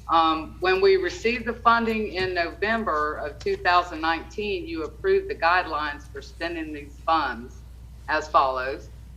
3 strategies. Home repairs, we spent up to $50,000 with a 15-year lien. Mobile home replacement, we spent up to $75,000 with a 10-year lien. And mobile home repairs, we spent up to $20,000 with a 10-year lien. So all of the HHRP funds are spent with the exception of one final mobile home repair. We have $5,064.38 left for this project, which is located at 305 24th Avenue in Apalachicola. Since we only have this small amount for repairs, I need your guidance on how long the lien time should be. We can either complete the project as a grant with no lien or reduce the lien time from 10 years to whatever amount you decide. I got a question, Ms. Lori. Is the, on the way this is set up, you're saying that we can reduce it or whatever. Is that consistent with the language that we got from the state when we received this funding for hurricane housing recovery stuff? Yes, as long as I have a motion from the board, it's 'cause- whatever you decide. Okay, the reason I ask is I noticed that all of our language has an up to amount. Right. That's not a minimum amount, that's an up to amount. So, you know, I'm fine with it still being whatever it would have been for 10,000, but I'm just one commissioner, I'm not. the whole Well, board, it so. was for the mobile home repairs, it was up to 20,000. We only have the 5,000. So I wasn't sure whether to just leave it at 10 years or reduce it or however y'all want to do that. Okay. Well, Commissioners, how do y'all feel about it? You don't want to make it no lien, or you want to keep it for 10 years for $5,000? What do y'all want to do? So that's basically what she's asking, is, Right. Commissioners, as the chairman said, you know, your 10 years was set up for 20,000, this is only 5. Do you Yeah. want to keep that 10 years, or you want to cut it in half, you know, cut it down to a third, or just waive it altogether since it's only 5? It's your choice, because the state allowed you guys to set up these rules that you wanted, and they're your rules. You can change them or waive them if you'd like. Okay. That was my question. I realized, sir. Yeah. I mean, it's just me speaking. You got up to 20, then they give you 10 years, right? Yep. Yes. But you ain't using but 5. I don't see why they got to go on 10 years for 5. So for a regular ship, if it's a 3,000 or less, we do that as a grant. We don't do a lien. That's what I know. It seems this should be a grant, with that being that less amount. I mean, if other people got 15 more thousand Right. than what they got. So, Mr. Chairman, Ms. Lori, just a quick question. You just mentioned in the past, things like this that have come up, y'all just did it as a grant in the past? Well, for the regular ship program, it's in our LHAP. If it's 3,000 or less, we do it as a grant. We don't do a lien. Like if they just need a little bit of repairs. This is not SHIP. This is Hurricane Housing Recovery Funds, which was different. So it's up to you, basically. My thing is this: they signing for $5,000. They signing for 5, but they not gonna get $5,000 really, because the people got to get paid. Whoever do the work. So when it break down, it's gonna be almost like the 3,000 when whoever buy the material and do the work, they gonna get Yeah, that would be true because the 3,000 existed for a long time and things have went up exponentially just in the last couple of years. So yeah, that would be true, Commissioner. Mr. Chairman, I mean, I'm okay with just doing it as a grant. Okay. Personally, I'll make that motion just to do it as a grant instead of a lien with no lien. Okay, so we have a motion to approve this grant of $5,064.38 for 305 24th Avenue as a grant, not as a lien, by Commissioner Ward. I'll second. I have a second by Commissioner Amison. Any discussion, Commissioners, before we vote? All in favor? Aye. Aye. All opposed? That's unanimous. Thank you. Ms. That's Lori. all I have for today. Thank you, Ms. Laurie. You enjoying your retirement? Hey, Don't think she almost. She's not quite retired. All right, next is, I have skipped somewhere, hold on. Miss Jenna Harper from the National Estuarine Research Reserve. Good morning, Commissioners. Good morning. Thank you for adding me to the agenda this morning. I am here to request your support, a letter of support for a grant application that is being submitted on behalf of the Reserve and the Florida State Coastal and Marine Lab. The proposed work would stand up a successor group to the Apalachicola Bay System Initiative Community Advisory Board, the CAB. The CAB, the funding for the CAB and support from Florida State will sunset over the next year. And we are hoping the Reserve and FSU and everyone else involved in the program to continue the work that is being done, to represent the community, represent all of the stakeholders, and continue to look for restoration funding as we go forward. So this morning I'm looking for letter of support from the Commission. And this, Ms. Jenna, from talking with Ms. Anita yesterday, Ms. Anita Grove, this is basically going to, if you're able to get this grant, not only will you have the successor group, but you'll be able to basically make sure that you have monies in place, that you continue to have proper meetings, properly noticed meetings, minutes are made available, all these things that are involved in keeping that effort going. So that's what this is for, and the deadline to submit was the 17th of this month. Yes, so sir. that's why you're here this morning. Yes, absolutely. Yes, our intention is that this will continue to be a transparent process and that the communication will continue to improve going forward. All right. You think it's gonna last one more year? That's what the grant's for. The funding for FSU goes for one more year, and this funding, if we're awarded, will cover the group for approximately a year. And so we're hoping within the next 2 years that we're going to come up with some long-term funding to continue this group, however it may evolve, going forward to support future recovery of the Bay. So for clarity, what you're asking us to do is write a letter of recommendation. Support this that's gonna help extend ABSI, so to speak, until this is formed? Is that my understanding? It, with the timeline of ABSI, the CAB will end their duties the end of this year. And we have nothing beyond that. And so this grant application is for basically 2024. And the stakeholder, whenever you, as far as stakeholder representation, do y'all have a number involved in how many local? I'm assuming that the department heads are still going to be a part of this, as far as like DAX, DEP. Do y'all have an idea about?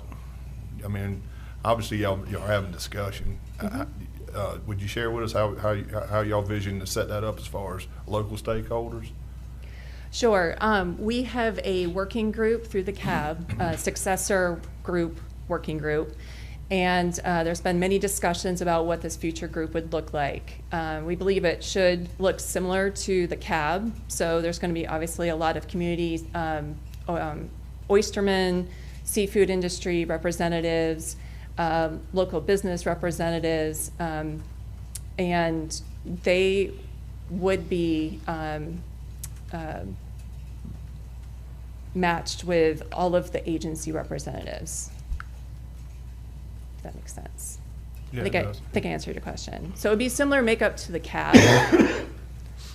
So basically, I hate it's kind of going to be like a mirror of, like, say, past, like we've had.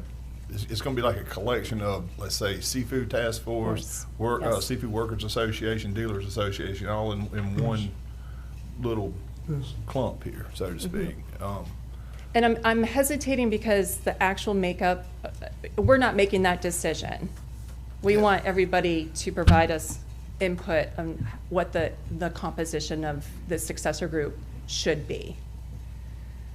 And me and Anita also we have had a little bit of conversation about that, but it's just something that I think we kind of touched on. Is this, as far as the stakeholders go, is this going to be like a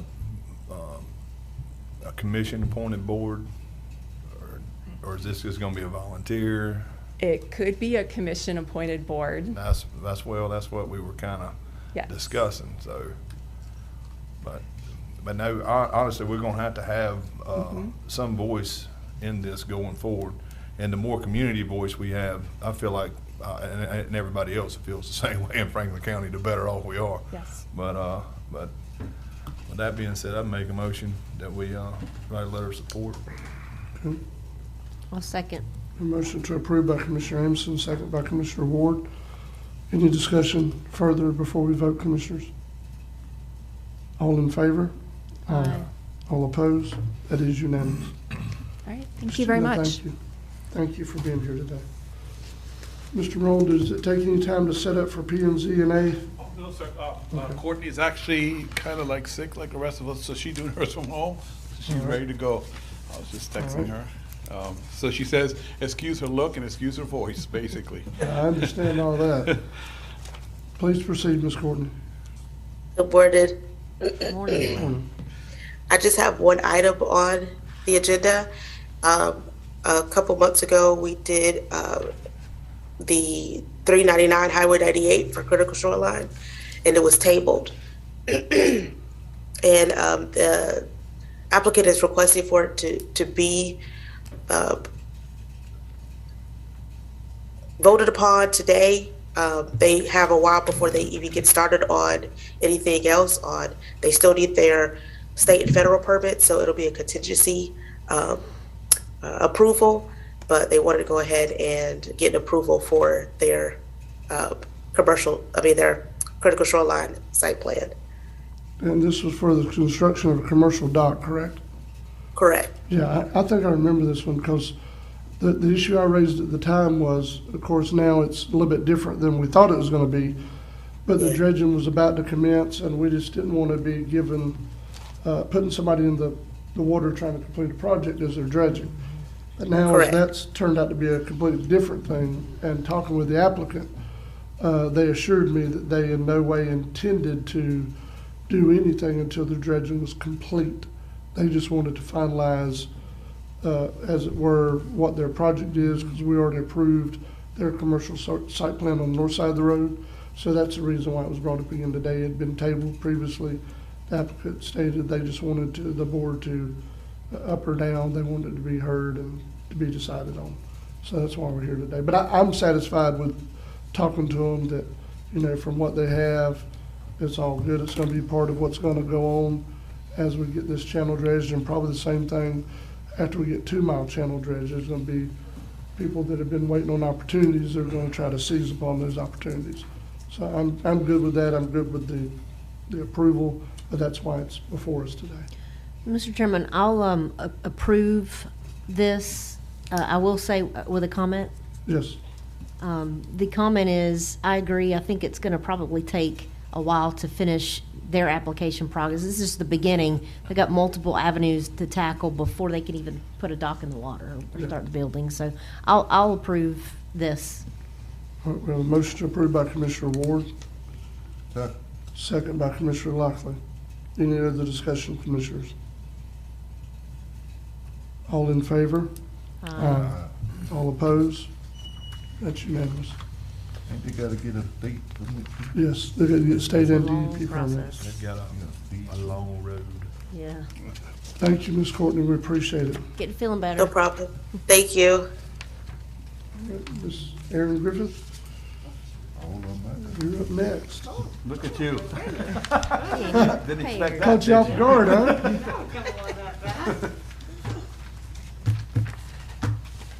All right, Commissioners, line item number 1, the county has an agreement with the Sheriff's Department to clean the bridges for $22,004 per year, which was the same amount that the county had paid the previous bridge cleanup contractor. Ferrovial Services subcontracts the litter control for the state-owned bridges to Franklin County for their contract value of approximately $10,004 per year. The county, or Sheriff's Department, cleans the bridges more times than the state stipulated schedule. Board action to authorize the chairman to sign the attached renewal of the Ferrovial Services bridge cleanup contract. All right, we have a motion to approve by Commissioner Sanders, second by Commissioner Amison. Any discussion? All in favor? Aye. All opposed? That's unanimous. They do a good job. They do a good job. They do. They do. I'll tell you one thing, I don't get near as many phone calls as I used to get about it. That I assure you.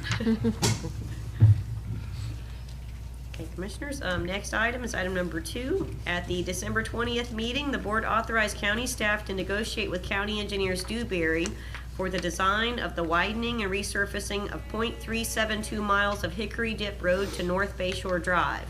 Dewberry Engineers has submitted a task order in the amount of $44,247, which will be fully funded by the Florida Department of Transportation SCOP design grant.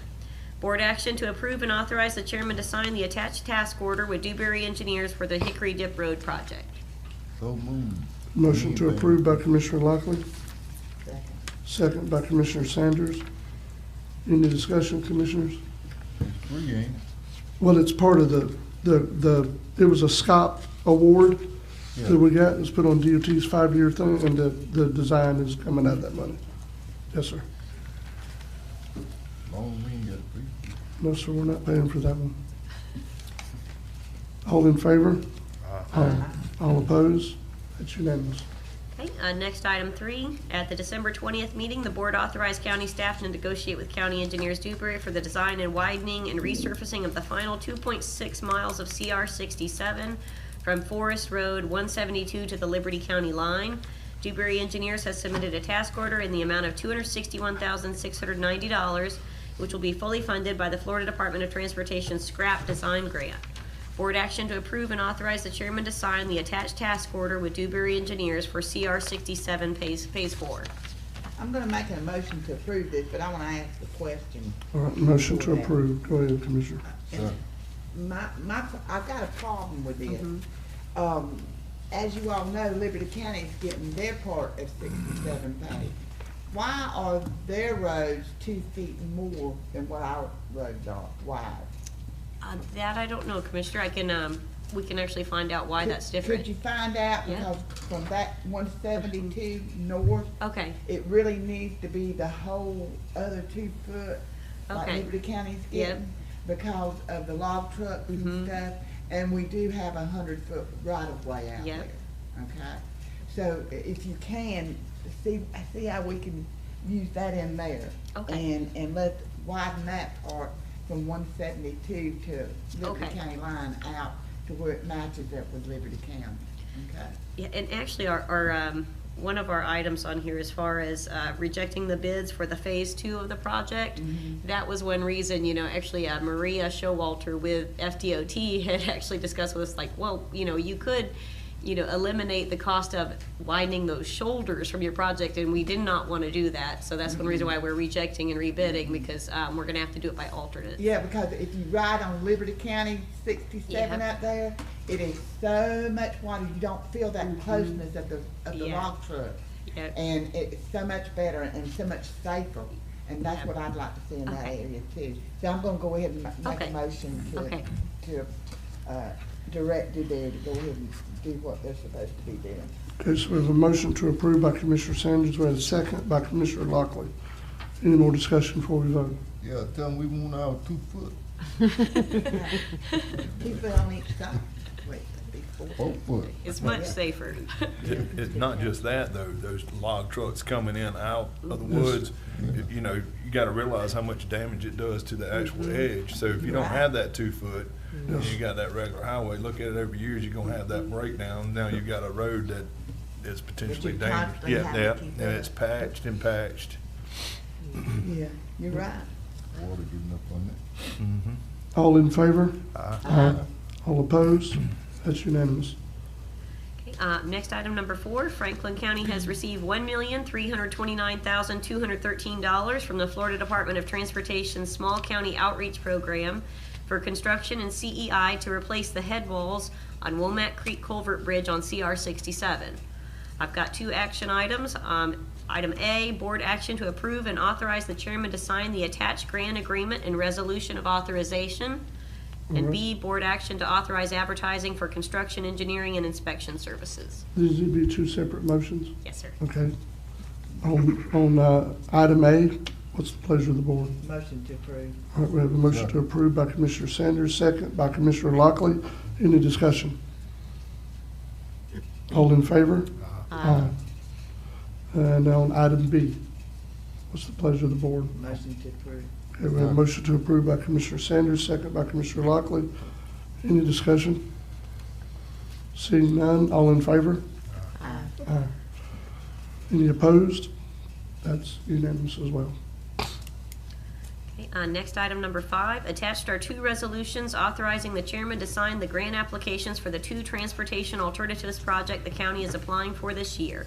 The unfunded construction portion of the multi-use path project phases 3 and 4, which would add 5-foot bike lanes onto the shoulders of the road along Alligator Drive from the marina to the S-curve, and the design and construction of a multi-use path along River Road from the junction of River Road and Mill Road to US Highway 98. As the design work is already complete for the unfunded portion of the Alligator Drive multi-use path, this project has the highest likelihood of being funded in the next cycle, and staff recommends ranking this project first and River Road second, as River Road would also require design. Board action to authorize the chairman to sign the TA grant applications, adopt the 2 attached resolutions, and accept the ranking recommendation above. So move. Okay, we have a motion to approve by Commissioner Ward, second by Commissioner Sanders. Any discussion before we vote? All in favor? Aye. All opposed? That's unanimous. Next item number 6, the Florida Department of Transportation will not allow Franklin County to reduce the scope of work on the CR 67 Phase 2 widening and resurfacing project. That was 1.29 miles on CR 67 from Crooked River Bridge to SR 166.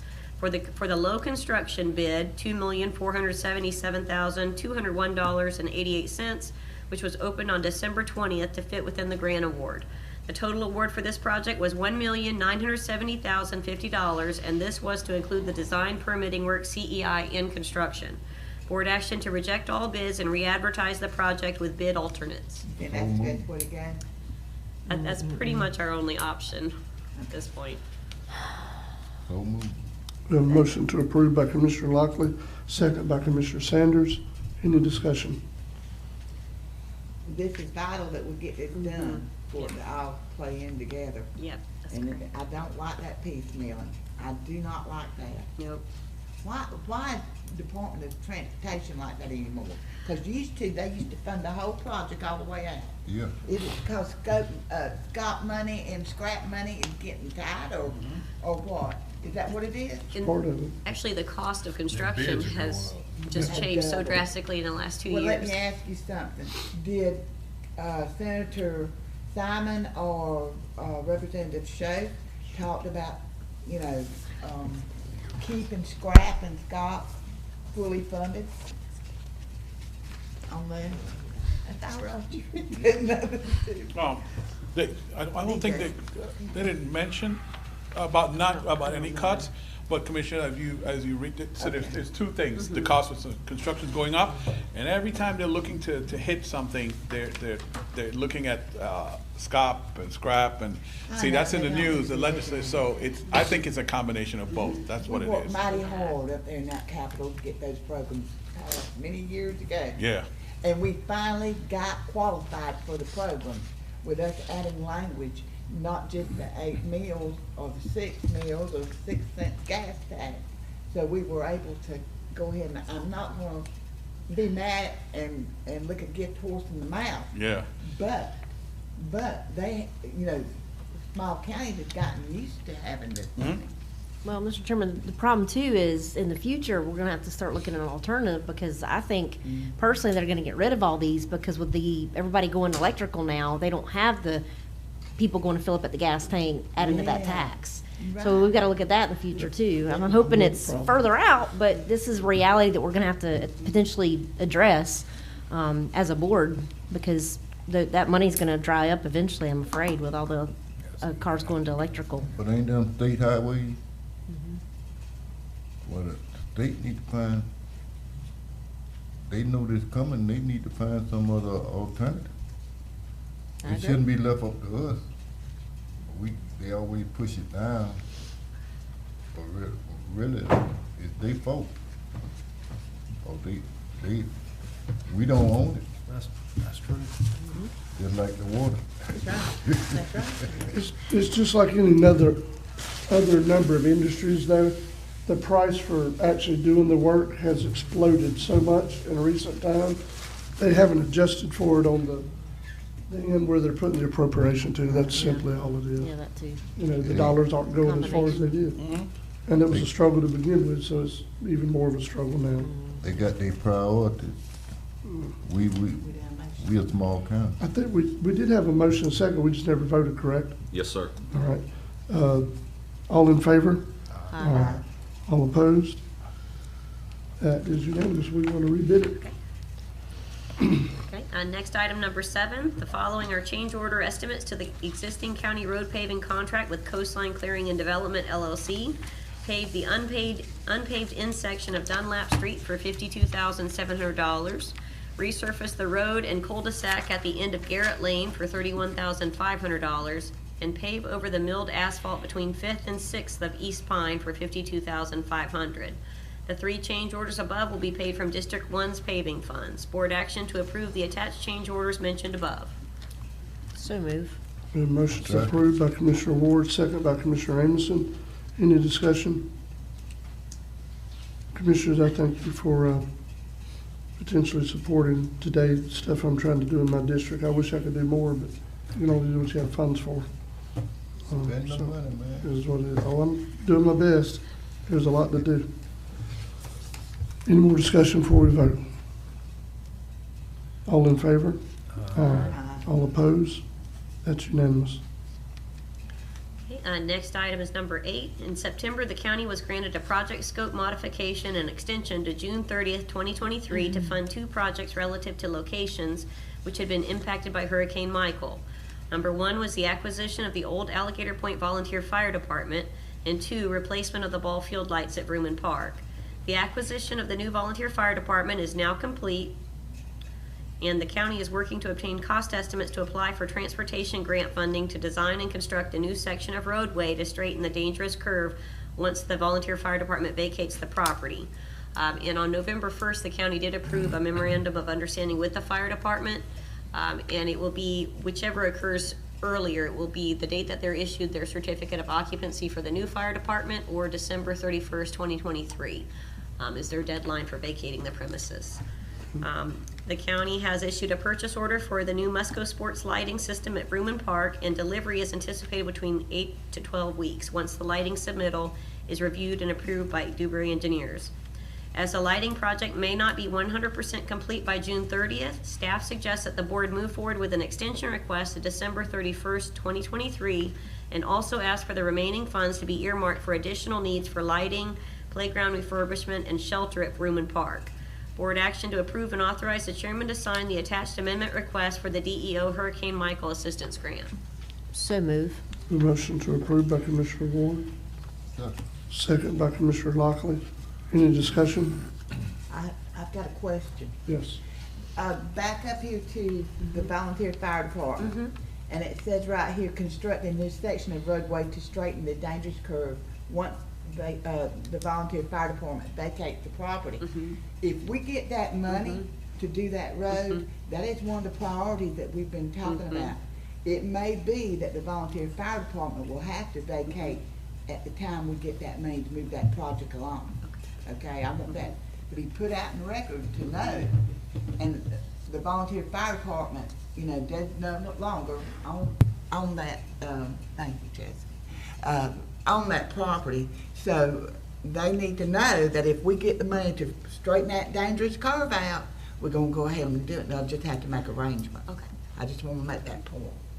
Attorney Schuler. And just to reinforce what Commissioner Sanders said, the board had indicated that prioritization before I drafted the MOU. And I believe the last paragraph of the MOU is that the fire department understands and acknowledges that construction of the road is the priority. That's right. Thank you, Mr. Sheila. Yes, ma'am. Yeah, and you know, I'm glad to see that we're able to get some other stuff done at Freeman Park. It's been kind of overlooked for a long time, and I'm not trying to point at anybody, you know, but it is what it is. And add this lighting and some of the upgrades we're able to do. You know, we have some nicer parts in the county. It's about time they all get on the same level. So I'm thankful to see this opportunity. Yeah. For that. And that lighting is gonna make the difference. I'm gonna tell you, it's gonna make the difference. And hopefully they will approve the amendment request. Maybe. We'll see. It never hurts to ask. Yes. So we do have a motion and a second already, correct? Yes, sir. All right. Any more discussion before we vote? All in favor? Aye. All opposed? That's unanimous. Okay, next item is item number 9. At the January 17th meeting, the county opened bids for the construction of the 3rd Street West Dune Walkover on St. George Island. 4 bids were received and released to Coastal Engineers MRD and Associates for review and recommendation. MRD and Associates has reviewed the bids which were submitted, and they are recommending award to the lowest bidder, MKM Quality Construction Incorporated, at $54,255, as all paperwork and documentation was in order. Board action to approve and authorize the chairman to sign the attached notice of award and contract documents for the 3rd Street Dune Walkover. So move. Motion to approve by Commissioner Ward, second by Commissioner Sanders. Any discussion? I would like to remind the board and the public that these are TDC dollars at work, erosion control. So that's how we're funding this. All in favor? Aye. All opposed? That's unanimous.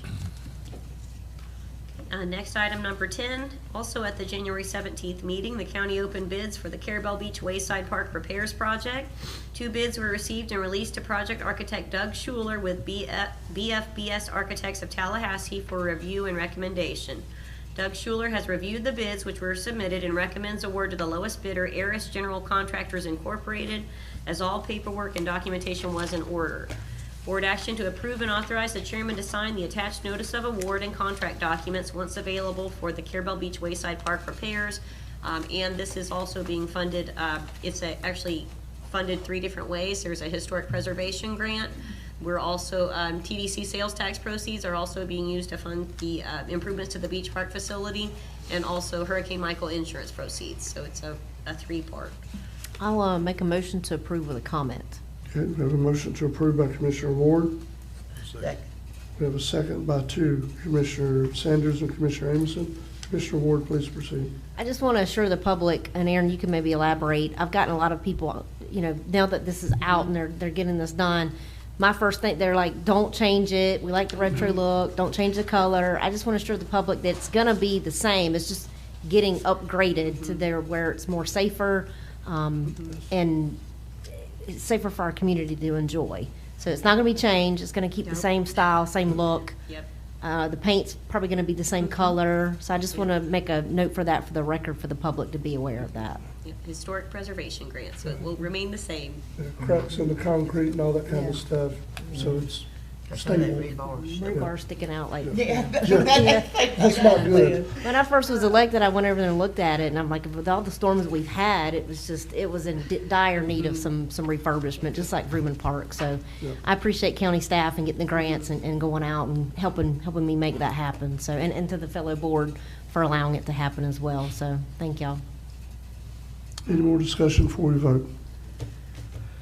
All in favor? Aye. All opposed? That's unanimous, 5-0. Okay, Commissioners, next item 11. The county has formulated scopes, project details, preliminary construction cost estimates, and has completed the 45-day public comment period for the U.S. Treasury for the restored countywide dune restoration, the St. George Island Stormwater Improvements Project, and the landfill transfer station required for a multi-year implementation plan amendment. During the public comment period, only one comment was received, and it was regarding the countywide dune restoration project. The comment suggested alternative beach restoration strategies, and after discussion with Coastal Engineers MRD and Associates, it was decided that the current strategy explained in the dune restoration study was the best approach, as it was financially feasible and in compliance with the Restore Act program guidelines. In the attached amendment, the start dates for construction activities were changed from early fall to November due to the slow 8-month progression of the right-of-way transfer agreement for the existing 2 retention ponds and the proposed third through the various legal departments of the state of Florida for the Stormwater Improvements Project. The county requested the right-of-way acquisition in May of 2022 and just received a draft agreement last week. This agreement is in review with the project engineers, and we hope to have the agreement ready for approval at the next meeting. I do have 2 action items. Item A, board action to approve and adopt the attached resolution authorizing the attached amendment to the multi-year implementation plan. And B, board action to submit the construction funding grant application to Treasury. Okay, on item A, what's the pleasure of the board? So move. Motion to approve by Commissioner Ward, Second. second by Commissioner Sanders. Any discussion before we vote? All in favor? Aye. All opposed? 5-0 vote, unanimous. And on item B, what's the pleasure of the board? So move. We have a motion to approve by Commissioner Ward, Second. second by Commissioner Sanders. Any discussion, Commissioners? Seeing none, all in favor? Aye. All opposed? That's unanimous. And I did have some miscellaneous project updates, but after 12 items, you know, if there's anything specific you all are interested in, if you would like to ask. So, Ms. Aaron, I will say this while we're still here. So the countywide dune restoration, that's an estimated $1.5 million project. That's correct.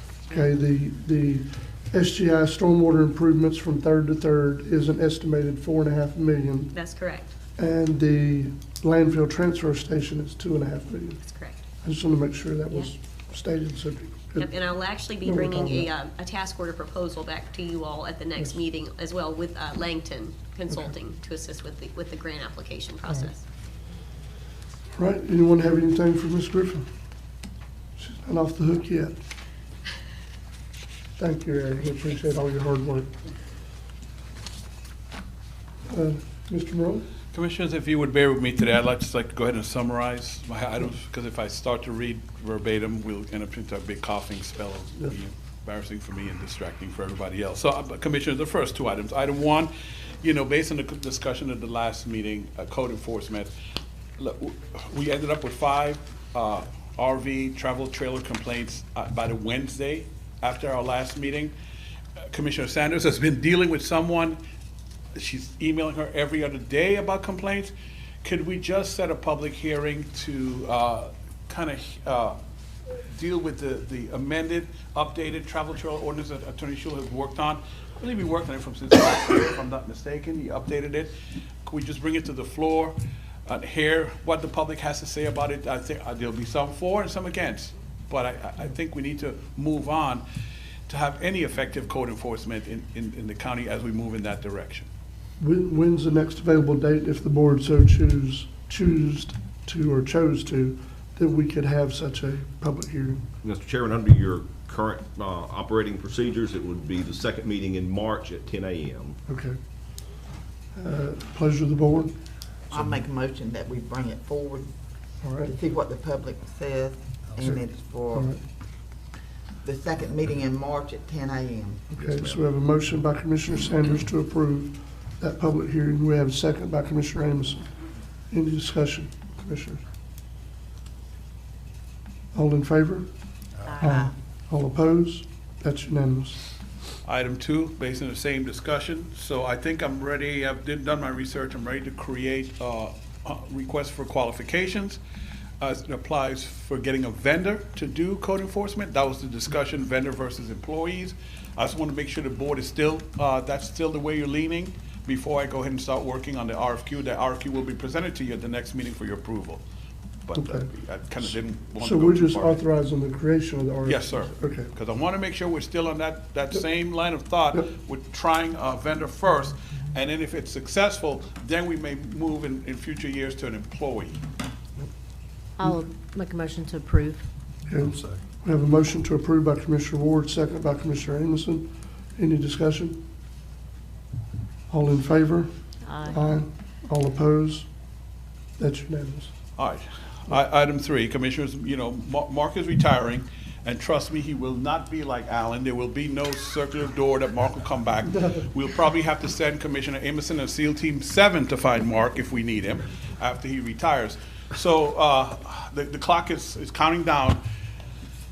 Based on Erin's report this morning, you see, the term I use, she has more on her plate than she can say grace over. So what I'm asking the board to consider is just some administrative support for Erin. She will then determine, basically hand off a lot of the day-to-day, that project application that's about to go up on your website. And then that will free her up to, if I'm speaking out of turn for you, please, that will free her up to get with Mark and start to just get a grip on what he is doing, the FDOT grants, the historic grants, what else does he do? FWC, a lot of the boat ramp grant. Give her a chance to catch up on those things that she could hand out some of that day-to-day work to this admin support person. And then and being lab certified. Yes. I can't speak enough about that, how important that is to the county and both of your cities. Yes. Everybody comes through the county for those grants. So I need to get Erin, and if you guys agree to this admin person, get them both lab certified.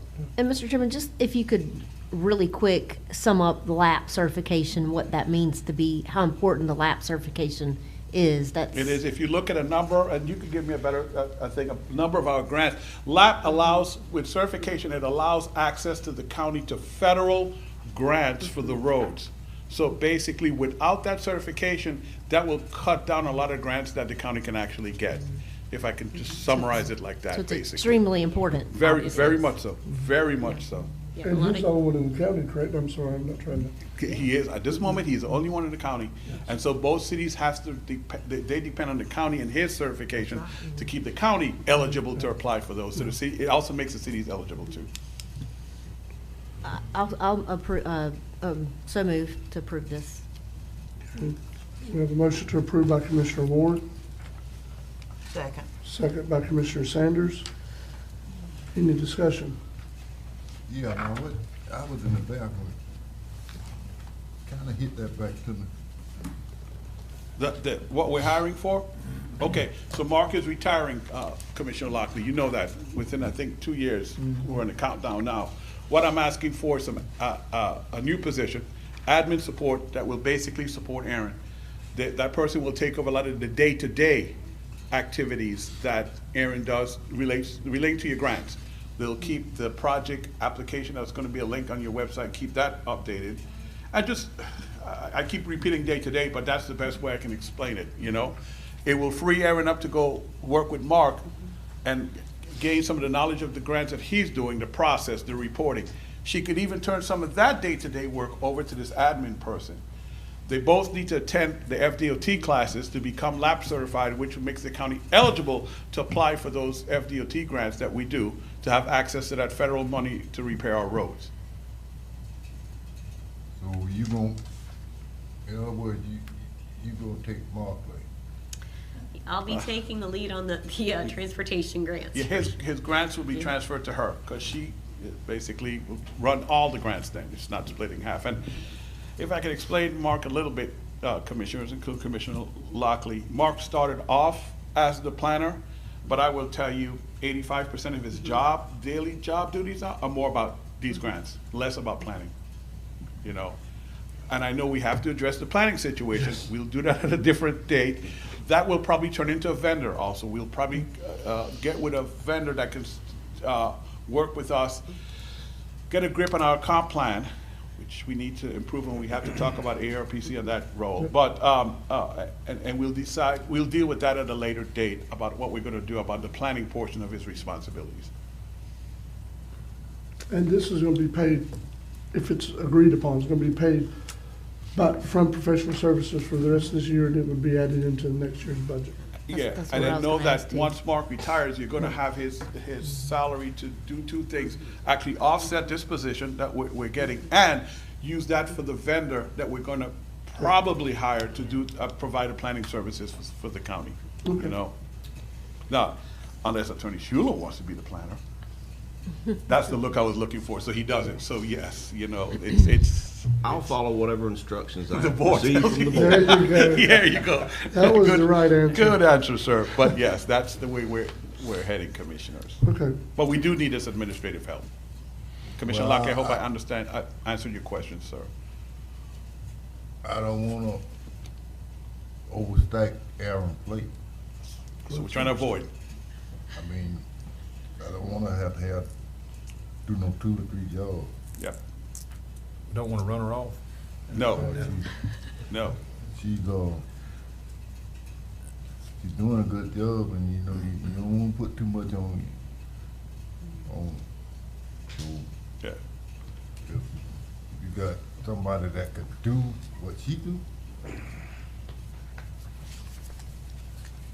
and then she move on, cause you know, she taking the responsibility, but I don't want her to have to go, after she take this responsibility, if she take it, then got to go back and forth too much, cause you know, it's gonna be things she got to be busy with too.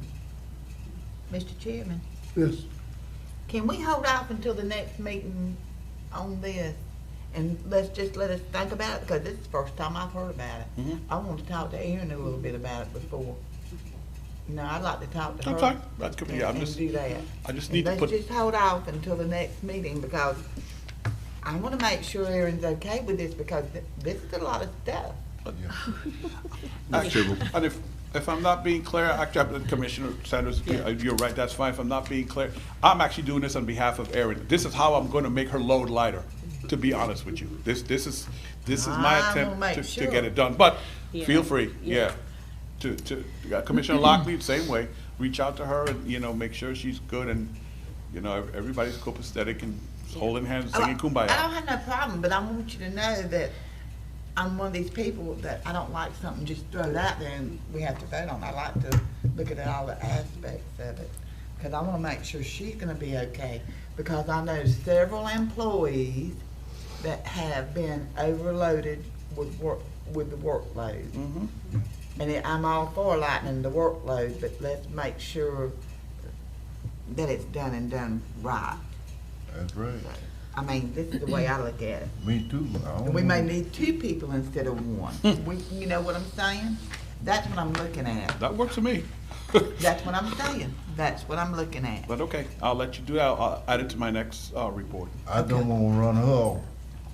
Oh, I don't wanna run her too much off. We don't want nothing to happen to her. well, you know, she doesn't know this, but I have a tracker on her. She Yeah, just- but I know that little laugh she's got too. See? But I'll amend my motion to approve this. I don't know who seconded it, but I think I made the motion to approve. Withdraw your motion, I withdraw Commissioner my Ward. motion. Yeah, withdraw the second. I believe it was me. Second's withdrawn for the record from Commissioner Amison. All right, so we'll have it on the next agenda. I will. yeah. And then by that time I'll be talking to Aaron. Yes. Okay, item 4. I don't want to drag you in here on July 4th. So would you like to meet on the Wednesday or the following Tuesday? Just The tell me. 5th. The 5th is good? The 5th. 5th? Okay. Oh, let me get a motion on that, please. So move. Have the meeting on, move from July 4th to July 5th, 2023 at 9 a.m. All right, we have a motion to approve by Commissioner Sanders, Second. Second by Commissioner Ward and Commissioner Lockley. Sir? What the vote on? It's on a Tuesday. It's Yeah, on a It's on a Tuesday. Tuesday this year. Yeah, we ain't coming down here on no vote. Any more discussion before we vote? Bring some Alka-Seltzer. All in favor? Aye. All opposed? That's unanimous. Commissioners, FAC Legislative Day, you know, it's on March 15th, but it's never too early for that day if we are planning on going. Last year, we, let's just say the hotel we finally got wasn't the best spot. So we want to try to get a better spot for you if you're planning on going. I just need action to approve travel and expenses, but I need you guys to tell me ASAP if you're planning on going up there for that day, because there's no way you could leave here that morning and get up there and find a parking spot and just circulate as you need to, you know, within the legislature. You need to sleep the night before. I know it's just 2 hours, hour and a half, 2 hours away, but trust me when I tell you this. Mr. Chairman, I'll approve this and with a comment that I'm going. Just go ahead and add me to the list. Just don't get a hotel in the middle of college town, I'll try not to. please, if at all possible. Yeah. So we have a motion to approve the travel and expenses for this legislative day. Motion to approve by Commissioner Ward, second by Commissioner Sanders. Any discussion before we vote? I do plan to go as well. I'm gonna go up there on the 14th, stay the night, come back on the 15th. Okay. I'll do the same. Any more discussion before we vote? All in favor? Aye. All opposed? That's unanimous. When that is? March 15th, sir. March 15th. March. Yes. Okay. Item 6, Commissioners, the rest, everything else is informational items. So I've asked, oh, I'm sorry. We're good? Okay, I've asked Ted and Aaron to work on this, and we have gotten multiple complaints. I got complaints from Shane, your maintenance person, from Ted, from the Sheriff's Department about access to the old work camp. Okay, I mean, it's dangerous for us because of what's being done out there, the fires, the bonfires, the partying, the dumping of trash. So I'm asking Ted to work with Aaron. She's going to give him some vendors. We're going to get a proposal to put up a gate with a fence. And if there's still illegal access intrusion, next thing is the cameras. So I'm just letting you guys know what's going on out there, so you're going to see. Of course, you know, Ted, the Sheriff's Department, Shane, they'll all have access, they'll know the code to get in, but we have to limit access to that area. It's also dangerous for the airport too, to be honest with you. I can find a lot better places to have a bonfire than there. It kind of stinks every time you go by there. Maybe that's why, I don't know. The cameras, it needs to be a gate. I mean, that's a liability. If somebody gets in there, especially given the state of those buildings, and gets hurt, that's gonna come back on us. So the cameras aren't gonna help us, you know, so to speak. What we need to do is get a gate and let's keep people out of there. Probably my son. I mean, I think they're doing bonfires out there. I'm just saying, if it is, don't judge me. But honestly, though, if somebody gets hurt out there, you know, that camera's not going to deter it. Now, if they cut the gate or whatnot, get in there, that's one thing. But that's a huge liability, because I mean, a lot of us have looked at that and seen the shape that's in out there. That's an accident waiting to happen.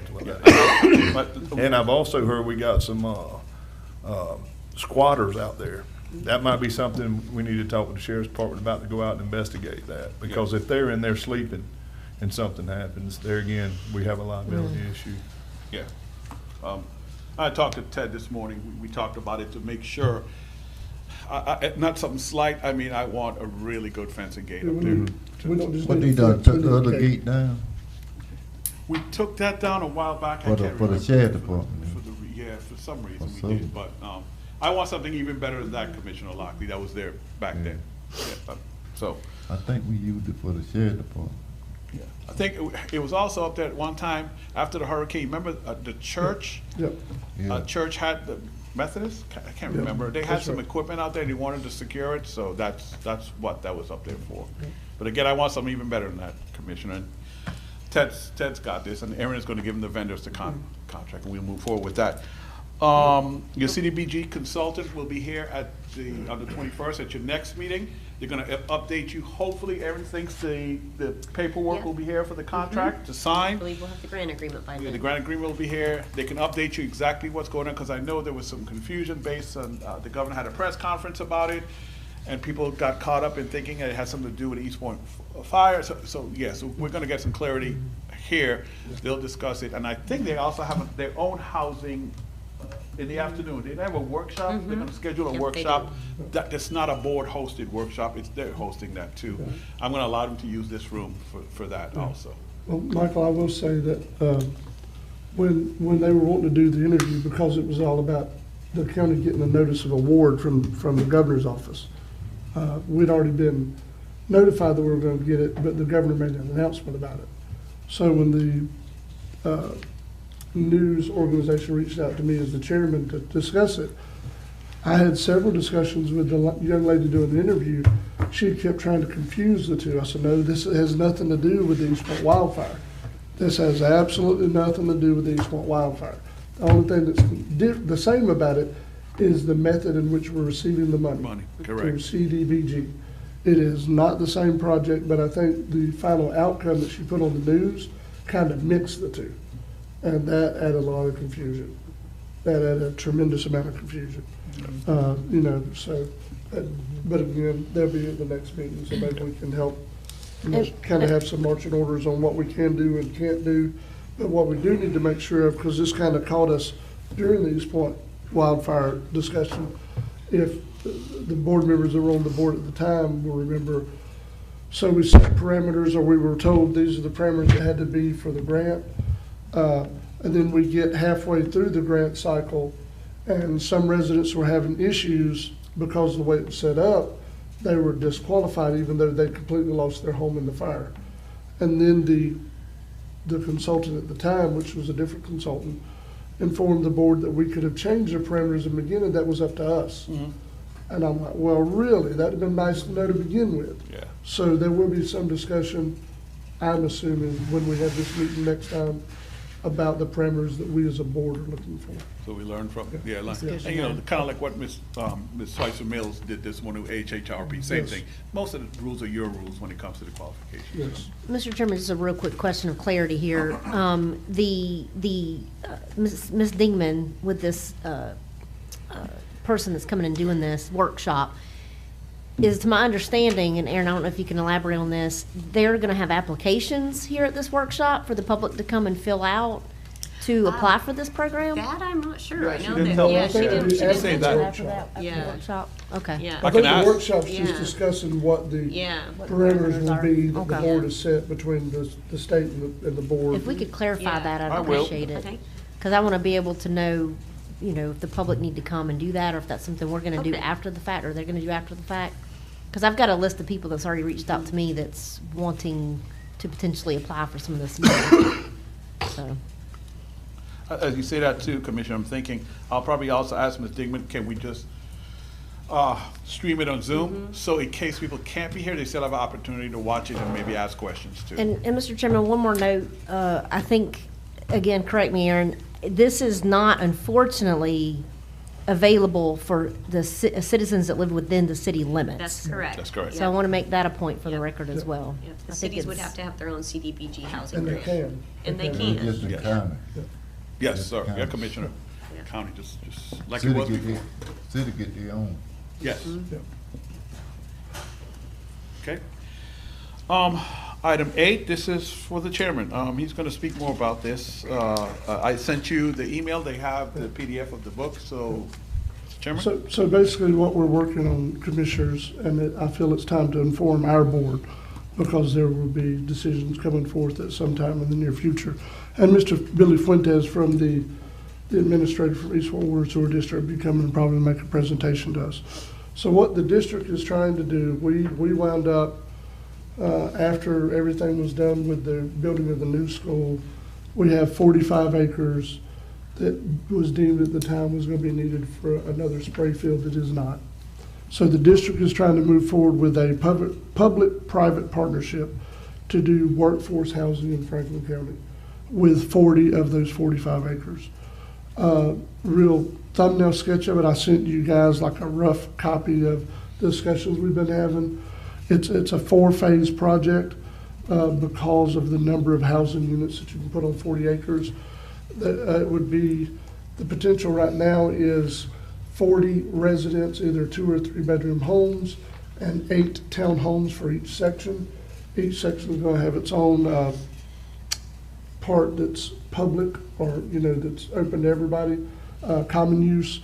And there has been discussion about doing some commercial on where it fronts Highway 65 with lofts above them for those that don't really need a 2-bedroom home, and a potential 5,000 square foot complex for a medical facility. The difference is, for all this stuff, East Point Water and Sewer is putting up the land. East Point Water and Sewer is talking about doing all the connections. East Point Water and Sewer will probably be reaching out to the county and the school district with help for funding to do the streets and curbs. And there is the builder has some people on the hook that are private investors to do the actual vertical infrastructure. The only thing that's not going to be beneficial to us is we can't build horizontal infrastructure in phases. So it would be a one-shot deal. You don't want to pave roads 4 different times. You're going to do it one time. So that's the only kind of downfall for us. But I want to make sure you guys are aware of that. It's something we're close enough as an East Point Water and Sewer Board. We're looking at signing contracts in the next month or so. So that's something we're working on, and to make sure the public is aware and the commission is aware. So the only way we can make this work is all this property will be run like a housing unit, like they do the apartments and all the other ones. The difference is this is workforce housing. What your job you do or the certification you have is what's going to qualify you for the housing. The biggest thing we're trying to work through right now with that private investment is, so some of the homes might be sold, some of them might be rentals, but if they are sold, the most you can get out of it is CPI. You're not buying an investment. You cannot buy it for $200 and flip it for $350. That's not going to be possible. The land's going to be held for the workforce development. It'll have to have somebody that runs it, like the apartment complexes are ran. But this is hopefully going to give us a place where our workforce, that's what qualifies them, what they do in the community, our education, our health, our security, and various other things. But the other thing that is very vital to it is that if, say for instance, Commissioner Ward qualified and wanted to move there because she's works in the medical field, well, if she does that, then the other qualifier is whatever her needs are, 2-bedroom, 3-bedroom, whatever it is, her payment can be no more than 30% of her income. So you have to make it not only accessible to the workforce, but affordable for the workforce.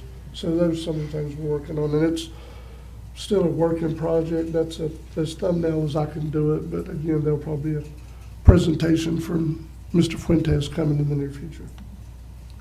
Can I ask a question? Yes, sir. Are you sure it's gonna be workforce? If it's done, it's gonna be workforce, or it ain't gonna be done.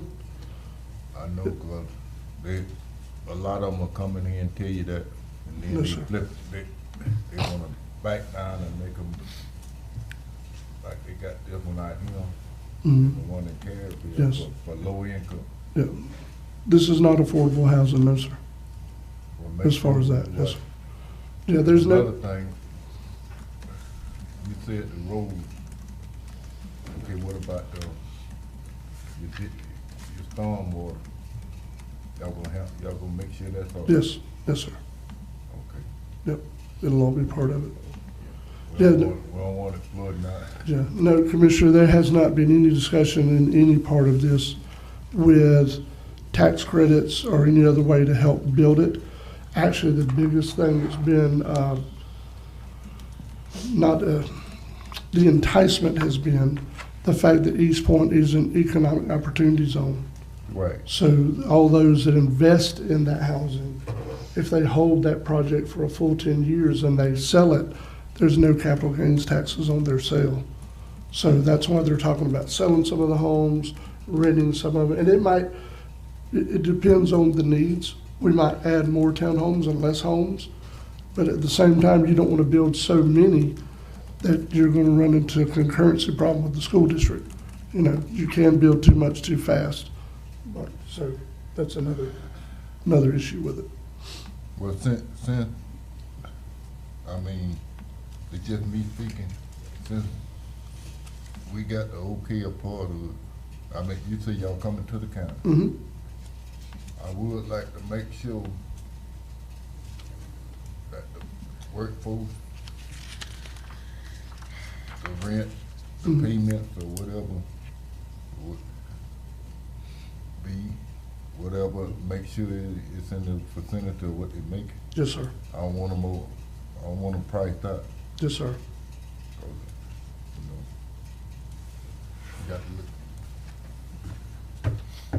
They got to pay more than, they got to do more than sleep. Yes, sir. That's right. Well, if it's in federally funded, have y'all looked at any of that's what kind of scared me about it, and that's what Mr. Lockley asked the same question. No, it's not federally funded. It's all private. That's where the contractors chase that money. But with that being said, you can set your own salary cap there, you know, as far as your, I mean, let's face it, I mean, nobody's gonna move here from New York and, No. I mean, they're headed to the island, you know what I'm saying, that, yeah. Yes. Yeah. No, there's not been. We any- need it bad. Yeah, our whole discussion has been that the qualifier is going to be their position and order of certification. Actually, it really became a little bit clearer when the governor last year did the Hometown Heroes thing for first-time homeowners, because it tied stipulations to what they do. They have the certification, they have this degree, they have this, you know what I mean? Mm-hmm. It's not just gonna be the same as any other housing project, is what I'm trying to say. Any other questions?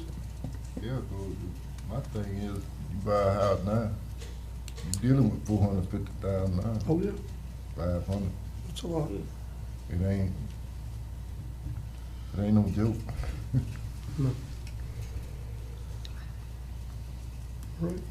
Good? Mr. Ron, I'm good. All right, item 9, which kind of flips over to the next page, you know, Camp Gordon Johnson, their parade is coming up. I just need to know how many people are planning to attend, because I have to get with Fonda and maybe Jennifer to get the correct amount of golf carts, ATVs, UTVs that you guys would sit in for that parade. I'll be in it, I know. Yeah, Commissioner Amerson is looking at me like, what are we talking about? So, No, I know. oh, you good? Okay. I'll be there, I'll be Hey, attending too. we want a limo. Okay, I'll work on that too. So, yeah. No, I'm just messing. I was gonna say, I didn't see that in the fleet the last time I looked at our list, but I'll check, you know. Hey, what date is that? It is the March 11th. Next Saturday, no, not next Saturday. To March check with my boss. There you go. That's what I'm talking about, sir. No, sometimes Commissioner Amerson, you could be too honest, but anyway, let me stop. Next, item 10, I attached the last ARPC meeting notes, the summary of highlights and the news. The most important thing there is that your chairman is now the chairman of the ARPC board. Congratulations, sir. Job well done. Job well done. That's an honor. Yes. Yeah, it was, for the next 2 years, I'm tied to that either which way. Yeah. So Franklin County, Yep. imagine that. We have the chairman of the ARPC board. I mean, we gonna get some stuff now. Yeah. That's what we're gonna shoot for, sir. Wow. Don't let it feel heavy on your shoulders, Rick. Well, I'm He just said, No pressure. Yeah. No pressure at all. back himself. And the Leon County Strategic Plan, I put a link there for you, that just to, you know, for you guys to get familiar, as the chairman talked about it a couple of meetings ago. As we move forward in the future, we're gonna do that. And I have one item that I did not list, and I passed out a letter to you guys here a few minutes ago. A week and a half, maybe a little bit longer. Time plays tricks with your mind. I sent an email to the Franklin County Senior Citizen Center Board over in Carabel, asking if they would mind either meeting, I can meet with the executive board or representative of the executive board to talk about the problem we're having trying to find a space to create a congregate site for those that were displaced because we had to close the garden club. And I'm just gonna leave it with, they responded, I put the letter in front of you, and we will go from there. I'm happy to respond, I'm not, but I'll let the board look at it and tell me if you want me to put anything on my report at your next meeting in 2 weeks. Mr. Chairman, I've looked at this briefly since you gave it, and I'm not happy with it. It's frustrating. We give these people money. They get an allocation from our taxpayers and our county. This is unacceptable. I know that you and I were supposed to meet with them, and now they're saying they don't want to meet. Basically. That's a huge issue that I have. So I want you to put this on the agenda for the next go-round, because if they're not going to provide space or have any part of this and not provide services that we pay for, then we maybe potentially need to pull the funding. Because it's unacceptable. There's no other words to describe it except it's unacceptable. I agree with Commissioner Ward. Me too. And you asked for them to be here, to answer questions. And we had been through this too many times for this to keep on going. And this is the way I feel. It is unacceptable. Well, unacceptable. Commissioner Sanders, I'm sorry, Commissioner Lockley. Go ahead. I want to know one thing. Is that means some of the people have been shut off from services? It means, if you remember, Lisa was here, that these people that were congregating at this garden club, they're now at home, so they have nowhere to congregate. We are working on a number of different things. One is to get ownership of the garden club. Maybe we can rehab it ourselves, they can restart there, or looking for a new location. I even asked staff, the Carabel staff, to help me, and they are. The Carabel City staff, Courtney, they're looking and see if they can find anything for us. So what I did, I said, well, you know what? And I was gonna say to Commissioner Sanders, could you provide a brief history about that building that they're using, the actual true senior, because it's for the senior citizens. Yes, when I started, my first job in the county years ago was working for the SHIP program. The SHIP program was being run by the council of that time, so I was in that building. Right. I learned how that building was built. It was fundraisers, it was food sales. I heard that history over and over again. So I thought the whole point of that building was to provide services, not just for Carabel seniors, for all seniors in Franklin County. I thought Franklin County. That's what I thought it was. Mm-hmm. That has since changed over the years, I guess, with new boards and different members.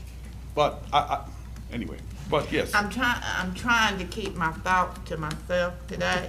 Please share. It's okay, go ahead. I share mine. Well, because I'm saying, apparently these people don't understand the need that those few people that were using the garden club have. But not only that, it's a civil thing to do. It's the right thing to do. Have them include that. They don't, those folks that went to the garden club do not feel a kinship with the people here in Appalachia. That's understandable. Mm-hmm. I understand that. Just like you all or whoever wouldn't feel a kinship to the people in Carabel. That's just the way it is.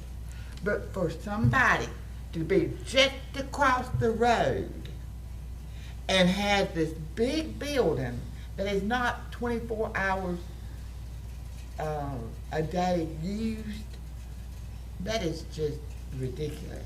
It makes a difference in somebody's life to be able to sit there, to talk to them, to talk to somebody that had gone through what you've gone through and all that. Have a meal together, do crafts together. That's what they do.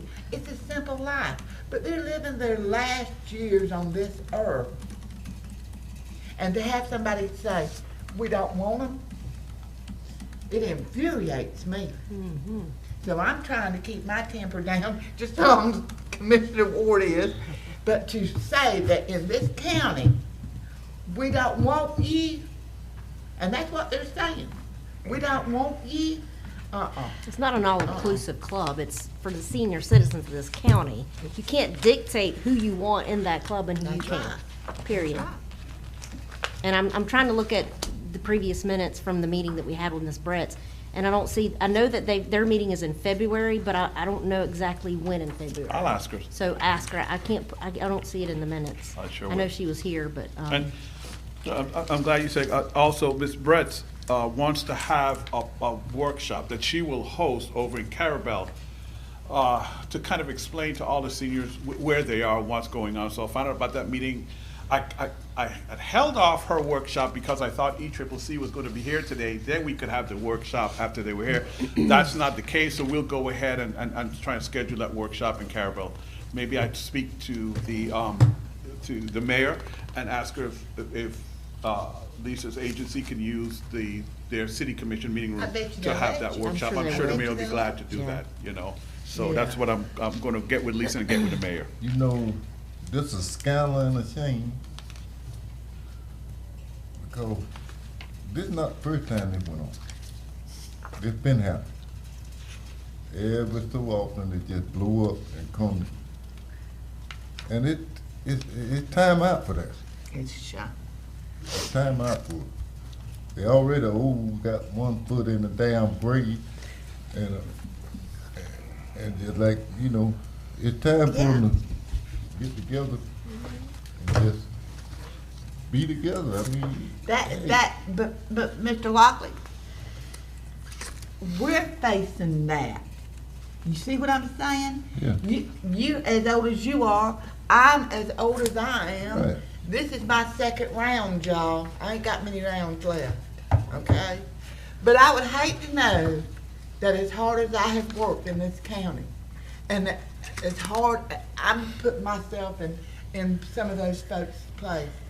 And now I'm not able, and I just enjoy being with my friends sometimes, eating a meal and all. But yet I'm not wanted over there. yeah, that don't make Oh sense. boy, burn me up. I'm telling you. That's the same thing. I'm telling you. I said when I came on this board, I have a vision and I'm on a mission. And my mission is for everybody in this county to be treated fair and right. And that's not right and that's not fair. And I'm gonna tell you something. I'm gonna go a little bit farther, and because I'm mad about it now. I'm getting mad. I'm just getting worked up.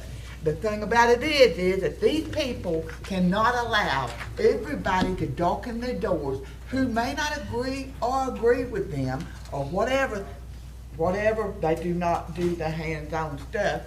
Then maybe we, during budget season, needs to reconsider how much this organization on money needs, on the needs and the money. And that's just my personal opinion, and I welcome the phone calls. So it sounds like we'll be talking about this on the next agenda. It sounds that way. Sure. I guess it just moves to number 1 on my next report, Commissioner. So. Well, but the thing about it is, y'all, that's pitiful. It is, Commissioner. That's pitiful. Mr. Chairman, Aaron, if you could answer this, I don't want to put you on the spot. The quarterly payments that go to, Area Agency on Aging? no, the senior center, seniors. She wouldn't know because if we funnel the money to area agency, Oh, okay, I they gotcha. funnel They the funnel money out. to Okay. the Yeah. Okay. center. I think Lisa told me it's close to $15,000 a year. I think that's what she said. I think that is the number. I just don't know verify with her. when the Yeah. payment goes out per quarter. Yes. Okay. Well, I know at one time they would get it straight to them, and I guess y'all changed it to go through them. Yeah. Now. Yeah, we that's had something a that has contract, changed. yeah. Just Yeah. add that to the. Ain't no money in heaven and hell. And we have not processed a payment no for money- area agency ain't no since money December in heaven, 31st. ain't no So money there's, in hell. you know, we haven't issued any payments to them even though they've already invoiced us for the next quarter, so. Okay. Until this issue's resolved. Okay, okay. If you get me fired up, do something against the youngins in this county, the youth in this county, and the old people, I got a problem. Yeah. I think we better go on, I Mr. understand. So just a minute. I know we're at the end of your agenda. Okay, hands up, I have nothing else. But I have something else I I'm want to glad ask you you brought about. that up, Michael, because I was. Okay. Hey, you weren't. I've had several residents ask me, all across the county. So, and I know that we need to find out from Capital Area Action Agency the status of the SHIP program for this year. The only reason I say that is because I know that they've been recently added as our SHIP administrator. Mm-hmm. And then they had some turnover in employees, and some of the people that had previously applied said it's like in a stale state. They don't know Because traditionally we've done, it's either open in September, October, the applications.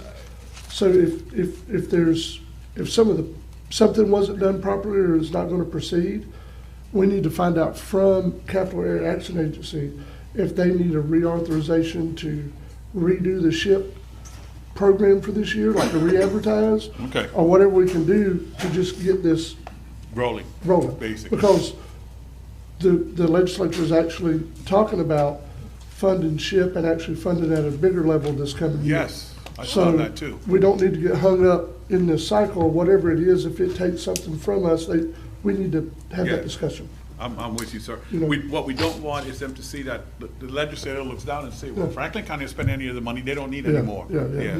definitely not. So anyway, so if you would just reach out to them and let's find out what's going on. If it needs to be redone, then fine, let's redo it, whatever process we have to do, but we just need to know. I will, sir. Anyone have anything else for Mr. Morone today? I got 2 items. Mm-hmm. Let me. On the building out there at the State Road Office that you were looking at, housing EMS in, what's the status of that? Well, I'll turn to Eric because we're waiting for We the are contractor. actually waiting for Doug Schuler to come down and meet with us. Yes. Actually, we're going to get a task order from him to see. So you're going to get Doug to do that? Yep, to go ahead and Okay. write the bid specs and see what all needs to be done. Okay, that's number 1. Number 2, are we gonna ever be able to take that fence down at Island View? The fence is still up. I was making sure they knew what you were talking about. The fence is still up. Yeah. From where it was Actually, closed Commissioner, off. Do you want it down, or do you want to leave it to where it still has the gates and could still be securely closed if we need to? Well, if we're gonna do something like that, it needs to be better looking than what it It needs to is. be a different fence. Okay. Okay. So Kind of maybe like we should. what I'm asking Ted to do out there to the entrance to, you want a nicer gate and fence. Yeah, maybe. Make it more aesthetically. Okay. Yeah, not just Pleasing. chain link fence.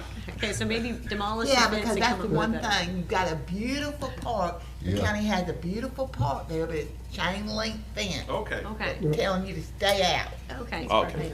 You're right about that. Paint it black or whatever. We'll Yeah. get a better gate for that location too then. Yeah, It removes let's the do rest of it. something to make that, and I still haven't saw the north side of the road mowed off yet. It still needs to be mowed, I don't care what nobody says. That property belongs to the county. It does. I have a question that's also about Island View Park, since we're talking about it. And you might know, Commissioner, is there availability of water and sewer on the south side of the road? It's something, I don't think, don't I don't think believe we that wouldn't be water or having, sewer we runs wouldn't out be that having way. the porta potties out there. Yeah. All the Yeah. bathrooms and pavilions and stuff were supposed to be on the north side of the road, and that phase was supposed to be applied for in 2019. Yeah, I'm just gonna yeah. go there. Which I And believe it at one wasn't. point the St. Joe Company was supposed to assist in relocating the road to the Yes. behind Yes. the Exactly. north side, but I don't think any of that ever occurred. It didn't. As far as them going through with the transfer or anything like that. But- Well, Doug Hadaway, which, when y'all do the open house, y'all, or the opening, I hope y'all don't forget to invite him.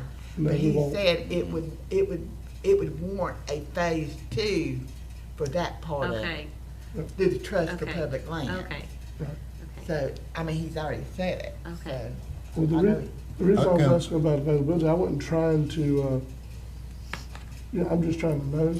But I know that from where the porta potty currently sits at, there's probably enough space there, if there's availability, to actually build a restroom Yeah. on the south side. You know, that might actually be better than trying to cross that road if we can get the road issue figured out. But if there's not availability there, then maybe we need to try to find out from DOT or whoever, is there a possibility or a permit we can apply for to be able to bore under that road to bring water and sewer to the That south was side? my next question. That's You want why us I to was asking. Find out from, first is. Because if they say no, then it's a no. You Yeah, know what I first mean? is the water and sewer district willing to Yes. do it if we Yeah. can get all the permits and everything, Yes. financing Yeah. in place, okay. Yeah. Passed through there yesterday, it looked good. It does. Yeah, Looked they really did a good job on it. Yeah. And it's more resilient now than it was with the brick pavers and Yeah. stuff. With the brick pavers, I was kinda It iffy looked good, about though. walking. It looked good with brick It looked pavers. good, but Didn't last very long when Michael come visit. what did it do? August 9th to October 10th? So, It was pretty short. Wasn't long. I was intending to stop, but the traffic was so bad.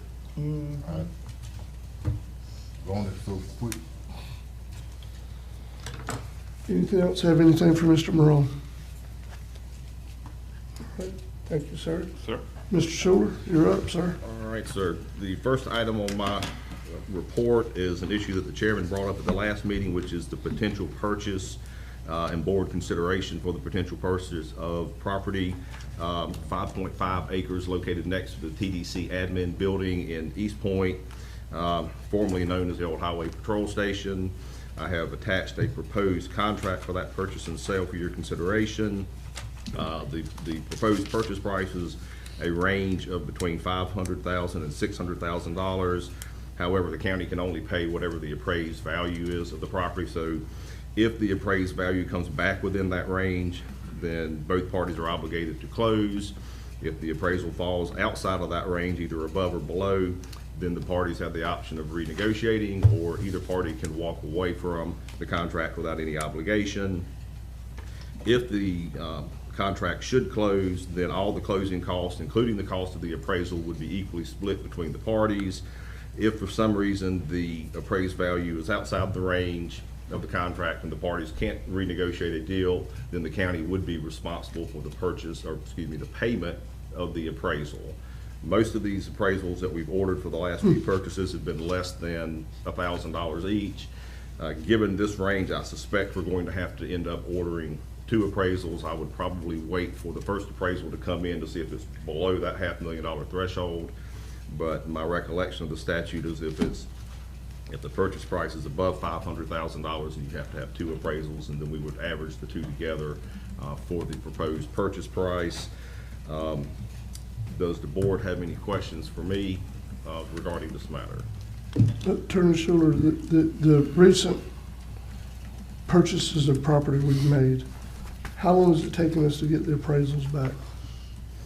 Well, since I'm concerned that the appraiser may listen to the audio tape, I'll No, have to no, say I don't have reasonable. It's been 5 or 6 months. Yeah. It's been a while. Yeah, it's just a matter of fact. I don't have any bone to pick. I'm not trying to set nobody up. I'm just want to make the board aware of the time. Also, interest rates were close to 0, and Yes. now the Fed has been actively raising interest rates. I suspect, from what I've been hearing about the real estate market in the county, there's a lot fewer appraisals and closings taking place now than there have been in the recent past. Yes. Well, this particular property is not in the flood zone, so you can build on the ground, base level. And in discussing with these people that are wanting to sell it, the reason why we're discussing it now, because I know we still not had discussion with Ms. Riley, but the reason we're discussing it now, they're basically saying if the county's interested, they want to go ahead and move forward. If we're not, we need to let them know. You know what I mean? So that's kind of like first shot, I guess. So that's why we're discussing it today. I just want to make sure the board was aware of that. Mr. Chairman, I do like that this land or property abuts our already owned property, so that the continuity of the land is much bigger in size, so that we may use it for future purposes. Yeah. And it also has access on both 98 and CC Land Road, which is also very nice. With that, I'll go ahead and this, just for clarification, this motion is to authorize entering into a conditional purchase and sale agreement, as you stated. So I'll make a motion for that to approve. All right, the motion would be to authorize the contract, and also to add to that, authorizing the chairman to sign the contract, Commissioner Ward, if you would have that to your. Yes. Thank you. We have a motion to approve by Commissioner Ward. Second. Second by Commissioner Lockley. Any discussion? All in favor? Aye. All opposed? It's unanimous. All right, Commissioners, the next item on my report, on February the 21st, the board will be conducting a public hearing to consider rescinding your local setbacks for aerobic systems and septic systems from the waters and wetlands of Franklin County. by default, what that means is that you would be adopting the state standards for the setbacks from the waters and wetlands of the county for aerobic systems and septic tanks. And so my request today is for the board to discuss and take action on my recommendation that you request a representative of the health department who will be enforcing the state regulations for the setbacks to come at that public hearing and give you a brief presentation for your benefit and for the public so that everyone knows what those state setback standards that you're considering adopting by de facto action are. Mr. Seems Chairman. reasonable to me, but it's a board level decision. So. Right. I think that it would be a great idea to have a representative from the health department be present. That way we can ask questions if we have any. And they can just kind of give us a rundown and a snippet of why they chose, I guess, to have that requirement versus, the state having that requirement. Okay. Good. So I'll make a motion to approve. Who are you talking about that? Somebody from the Yeah, state of I Florida. understand that. Inspector, Commissioner Ward, you were just saying that Franklin County's the one that established that setback though, right? I mean. The 75 feet, yes. Yeah. But the state has a setback at 50 foot, I believe is correct. You're talking about on pump and, Yes. okay. Yes. And For the wetlands. Yeah. Yes. And Wetlands is septic tanks. I just feel like having a department from the Department of Health that's who who regulates this can be present to answer any questions that we may have or what have you. And I might add to that, you might want to get somebody from the, and I'm not sure what department, Ms. Harper might be able to give us some guidance on that can show us the amount of sea level that's came up, because our wetlands is moving in. Yes, it is. That's something we might need to also be aware of before making this decision as well. Yeah. Well, I think there's I don't know the accuracy, like how current it is, but I think there was a study like that performed by the ARPC for the county, wasn't it, with sea level rise and resiliency? Maybe. Seemed like there was something, because they have to do it every so many years. Yes, like- So I don't know how current it is, but let's reach out and see if that's Let's see available too. what they to have. help with the discussion. Yeah. Commissioner, I think this is an excellent idea from Attorney Schuler, because I've been receiving people that plan to object to it, their speaker cards all month. I mean, when I said in January, I mean, people just saying that. So I think it'll be good to have someone here to state the facts, not what they're hearing about and what they think they know, the actual facts about why the state uses their setback. Yes. I think this is an excellent idea. Well, and two, a lot of people might not realize, at the Department of Health, everybody that works doing stuff with septic tanks and septic tank permits are now DEP employees. They're still housed in the Department of Health, but they're actually DEP employees. Yes, that shift was made last year, Yes. Commissioner. Yes. It sure was. Mr. Last year or Chairman. so, yes. We have a motion. I don't know if we have a second. I'll second. Okay. I guess I would step back with, to protect the bee, 75. Yeah, I would assume so, but I don't Bee know. done did.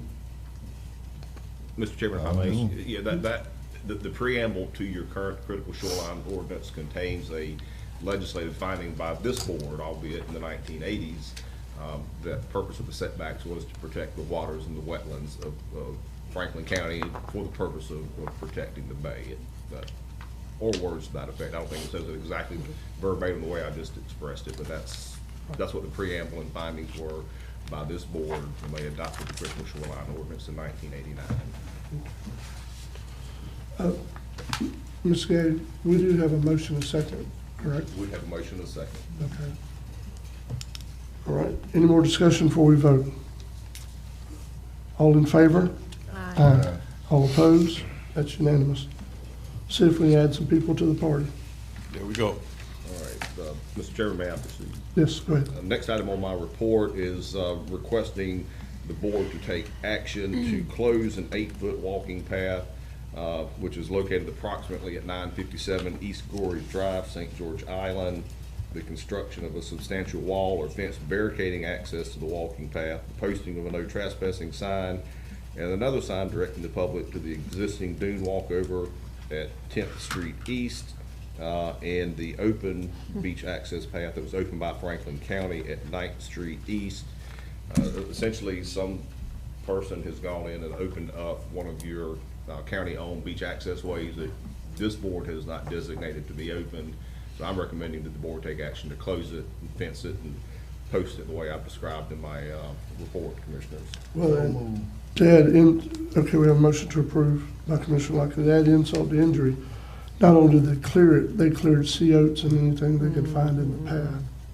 So that's why we're discussing it like we are today. I'll second that. All right, we have a second by Commissioner Ward. Any more discussion before we vote? Just for clarification, was this just from foot traffic, or did they physically go in and remove? No, they cut out 8 foot. There's a Do we know picture who on your. did it? Yeah. It's almost like they did X marks the spot here on the pole. Yeah. It's crazy. It was it's in your packet, a picture of it. I've had internet issues. Oh, sorry. I'm not finding it as quickly as I should, but shout out there. Yes, but no, it's yeah. I know it's in here somewhere. Can you see it all right?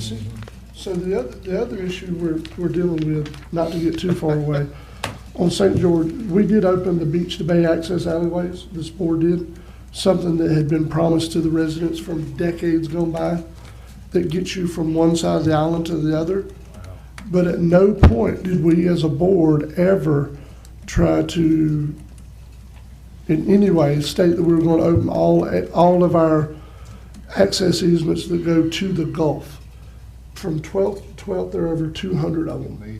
So we have never opened those up. We have the sad thing about this particular instance is we have the boardwalk at 10th Street is literally one house over from where they cut this. Is on the other side of the house. So there's already an access to the beach. All they have to do is walk past one house to get to it, but they want to be able to walk straight to the beach from their house, so they just cut it. But anyway, so that's where we're at. That's again the law, ain't it? It is where it is. Any more discussion before we vote? All in favor? Aye. All opposed? That's unanimous. All right. And then the final action item on my report, Commissioners, involves an MOU between Franklin County and the Appalachian Regional Planning Council to administer Franklin County's revolving loan program and to use such revolving loan funds to seek additional funds. My report has the details. Essentially, there's $307,000 left in the county's revolving loan fund. That money, if this MOU is approved, will be transferred to the ARPC to administer our low and moderate income persons for a revolving loan program. The $307,000 more or less will be used exclusively within Franklin County. However, that money will be used to try and leverage additional funds from the Department of Commerce, Economic Development Administration, which would be used, those additional funds would be used within the ARPC district, which would include Franklin County, but also other counties. But our monies would be earmarked only for Franklin County, but we may be able to, as the chairman's explained to me, leverage additional funds, some of which could then be used in Franklin County. The chairman knows much more about this, the details, so he may have something that he wants to weigh in and inform the board of. But that is my last action item, is board discussion and possible action to approve the MOU and authorize the chairman to sign it. So moved. So a motion to approve by Commissioner Sanders. Second. Second by Commissioner Ward and Commissioner Lockley. Any discussion? I've got a question to ask you, Ricky. Yes, ma'am. The revolving loan, there was loans on the books against Franklin County since 1985 when the oyster, industry went down. Have those been forgiven yet? I think they're still on our books and need to be taken out because all that was turned back to the county is what I understand. You know what I'm talking about, Aaron? Yeah, we will need to actually present an accounting entry for you all to get that off the books as well once the transfer occurs. Okay. Yes. Okay. Yeah. Because it needed to come off the books. Yeah. And I will say, tagging along with that, Commissioner Sanders, so under the current structure of the Regional Planning Council, the executive board acts as the board that hears all the revolving loan fund applications. We currently, they have the $5 million that they had to begin with. Most of that is being used in the region. They did some stuff specifically for City of Tallahassee, monies they received. That's about $1 million. They had most of it out. This, as soon as the Planning Council receives it, they're planning to use it as a match for another grant to make this $300,000 $1 million. But all of these are non-traditional lending in that if I'm trying to run a business and I can't get money from a traditional lender, then this is an avenue for me as a business owner in this area. It's a good program. It is. And I will say currently there are, of all these millions of dollars we have out, there is not one in default. That's good. Because it's ran differently than it was before. So, can we combine using this money once we get it up running, if we get some kind of industrial, something done? Very possibly, yes. At the airport? Yep. Very possible. Like Commissioner Amison was talking a while back, so there's a gentleman that would love to have, he does a lot of mechanic work out of his home. He would like to have a shop. So can we work the monies together to Very get, possible. You have to make payments. Yeah, it had to make payments as an application like anything else, but yeah. Yes. Yeah, no, the availability is there. Okay. And we need an MRI at the airport anyway. I mean, that's one of the needs we have. Okay. It's for all small business. Yeah. Yes. There was one lady in Hartsford up there, through the Liberty County one. There's one lady, like Zoo Lily and all that. She made little children's clothes and all, and she opened her up a business up there through that revolving loan.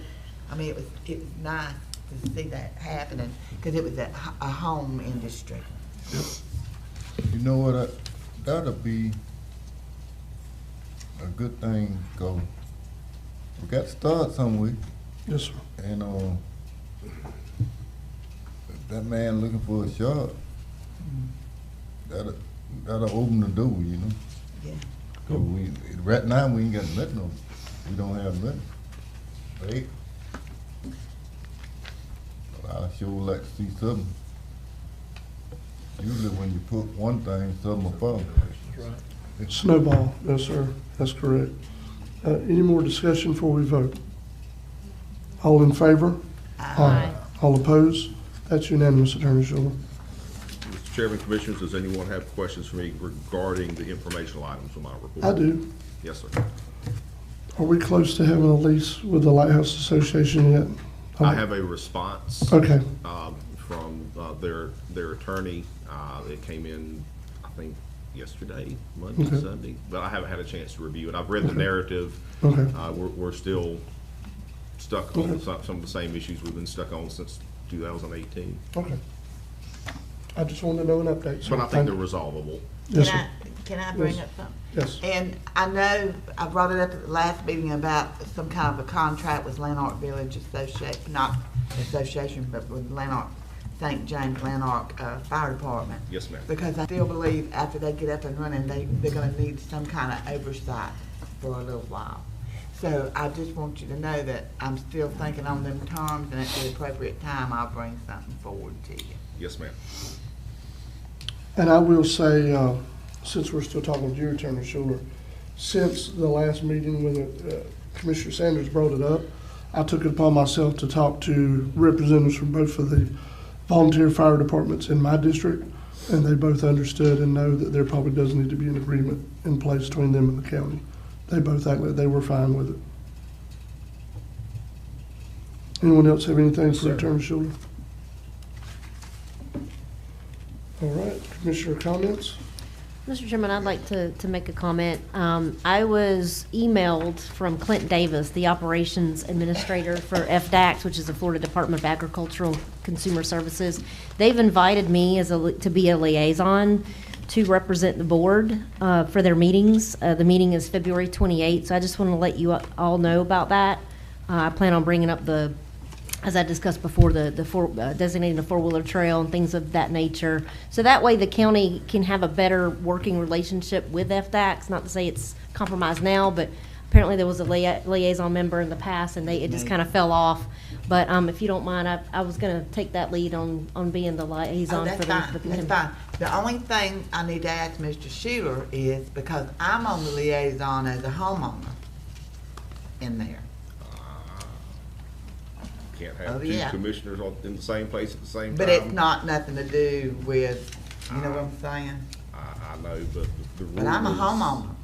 I know, but you're also a commissioner. Can we speak about this outside the meeting? Yeah. Let me polish on the issue a little bit, but I have concerns. And see, I didn't know, I'm glad I brought it up because I wasn't aware of any conflict. So but I did want to let the board know if they have anything that they would like me to ask. Well, I guess pending the investigation, but if there's anything needs to be brought up that, they can certainly get, or have somebody get with me about it. We can't talk behind closed doors, but, When is the meeting, Commissioner? The meeting is Tuesday, February the 28th at 2 p.m. and it's going to be in Carabel at the office over there, which is on Airport Road in Carabel. Okay, so at the forestry. Yes, the forestry office. Okay. All right, anyone else in the commissioner comments?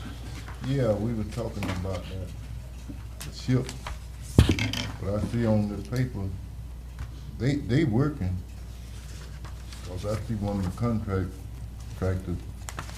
put in for payment today. So I don't know whether it's on the old or the new money. Right. But I know one of the contractors got paid today. Oh, yeah. No, so what I was asking Mr. Marone about was some of the people that applied for and told they were gonna get stuff done or money to help them with down payment assistance, it's kind of hit a stall period. You know what I mean? And just want to make sure if they need to re-advertise and we need to give them the opportunity to do that or whatever it takes. If they don't, then that's fine too, Just trying to find out. They working on that too. So while you commissioners aren't doing anything else, I want to make sure and let you know that our boys basketball team they have a bye tonight at the district tournament. The districts this year are held in Weewall. They have a bye because they're number 1 seed in the district. They haven't lost to a district team. But they will be playing tomorrow night, I think at 5:30 or either 7. It's unclear. They hadn't posted it this morning. And then Friday night in the championship if they win tomorrow. So Who they playing the winners out of tomorrow? Tomorrow they'll have to play the winners out of Weewall Hitchcock and Wakulla Christian, I believe is who it is. I believe that's right. And then St. Joe and Jefferson County and Osceola's on the other side of the bracket. One question. One question I have for somebody. Yeah, go ahead. If we had that emergency meeting about the dredging and everything, what is the status of the dredging? Are we, because you were doing correspondence with the Corps, did you ever hear anything? I actually asked Did you ever hear Mr. anything, Mike? I have not. They were supposed to reach out on Wednesday about whether or not they were able to work out something with Coastal using their dredge. I sent a text from the gentleman, what's his name? Tommy. He's one step above Mr. Levi that was here. And I have not had a response from him that Tuesday or that Wednesday as to where they are exactly. And then I was home sick with it. So I was. Mr. Chairman, may I? Commissioner Sanders, I called the same individual that Mike just mentioned on Friday because I wanted to follow up on the status of the direct contract between the county and Coastal Dredging for the extended ends from the east and the west that the county is paying for in addition to the scheduled core dredge of the East Point Channel. And in that conversation, he told me a couple of things. One, they're close to making a decision on the local dredge, but they had not yet made one. And they have not, that was as of Friday. It's Friday afternoon early, that they had not yet received nor provided to me a copy of what I'll call the core contract between Hooks and Coastal. I don't have that. There seems to be some confusion in the system as to whether or not we're waiting to get the core contract before we do the local direct contract with the county. But that's where we are right now. I know they're working, their backup, I understand, is they're going to work to get another one of their dredges from another location within the next, at this point, it'd be closer to what, 30 days now, Mike? 30 days or less is what they said the other week. Yeah, about, well. The one from Dolphin Island? We're about 10 days away from the Yeah, time you and because I it was, spoke what, to 40 them. days? So now we're yeah. probably down to about 30. 30 So days, yeah. it's either the local dredge or they're gonna bring their dredge in, but, it seemed like pretty good news to me. But Okay. That's the information that I have to deliver to the board. Same here. And I do have some information to give to you, so we can disseminate to the board from there. I did receive, I don't know exactly what we're looking for, but I received 3 or 4 different documents Okay. in an email from somebody that's outside of this conversation, but they were to get their hands on them. So maybe they're what we're looking for, and I'll give those to you after the meeting. I got them last night, late last night, so I intend to give them to you after the meeting, and we'll go Just from keep there. us posted on it, because that's a very important project, as we all know. Every one of us know that. Waiting for And it. we've been hit a little bit about it, because they think that we got them excavators to do and that. And I said, no, it was a dredge, it's supposed to be a dredge. Mr. Chairman, just for clarification, the Corps has still not gotten back Not to yet. Franklin County, so we basically give them $6+ million and they can't even. Well, it's because there's so many different levels involved. They all, this one has to agree to it, and that one has to agree to it. I would just like a phone call. Oh, it'd be nice, but I'm just telling you what I've been told. Well, what about the legislative delegate? That old boy down there in Miami. Well, I can tell you this, I've already had some Rubio. email correspondence with Senator Rubio's office about it. Huh? I've already been emailing and corresponding with Senator Rubio's office about it. Okay, who else? What about Hood? Not yet, but the other ones would be Representative Dunn and then Senator Scott. Well, we need to put them on it.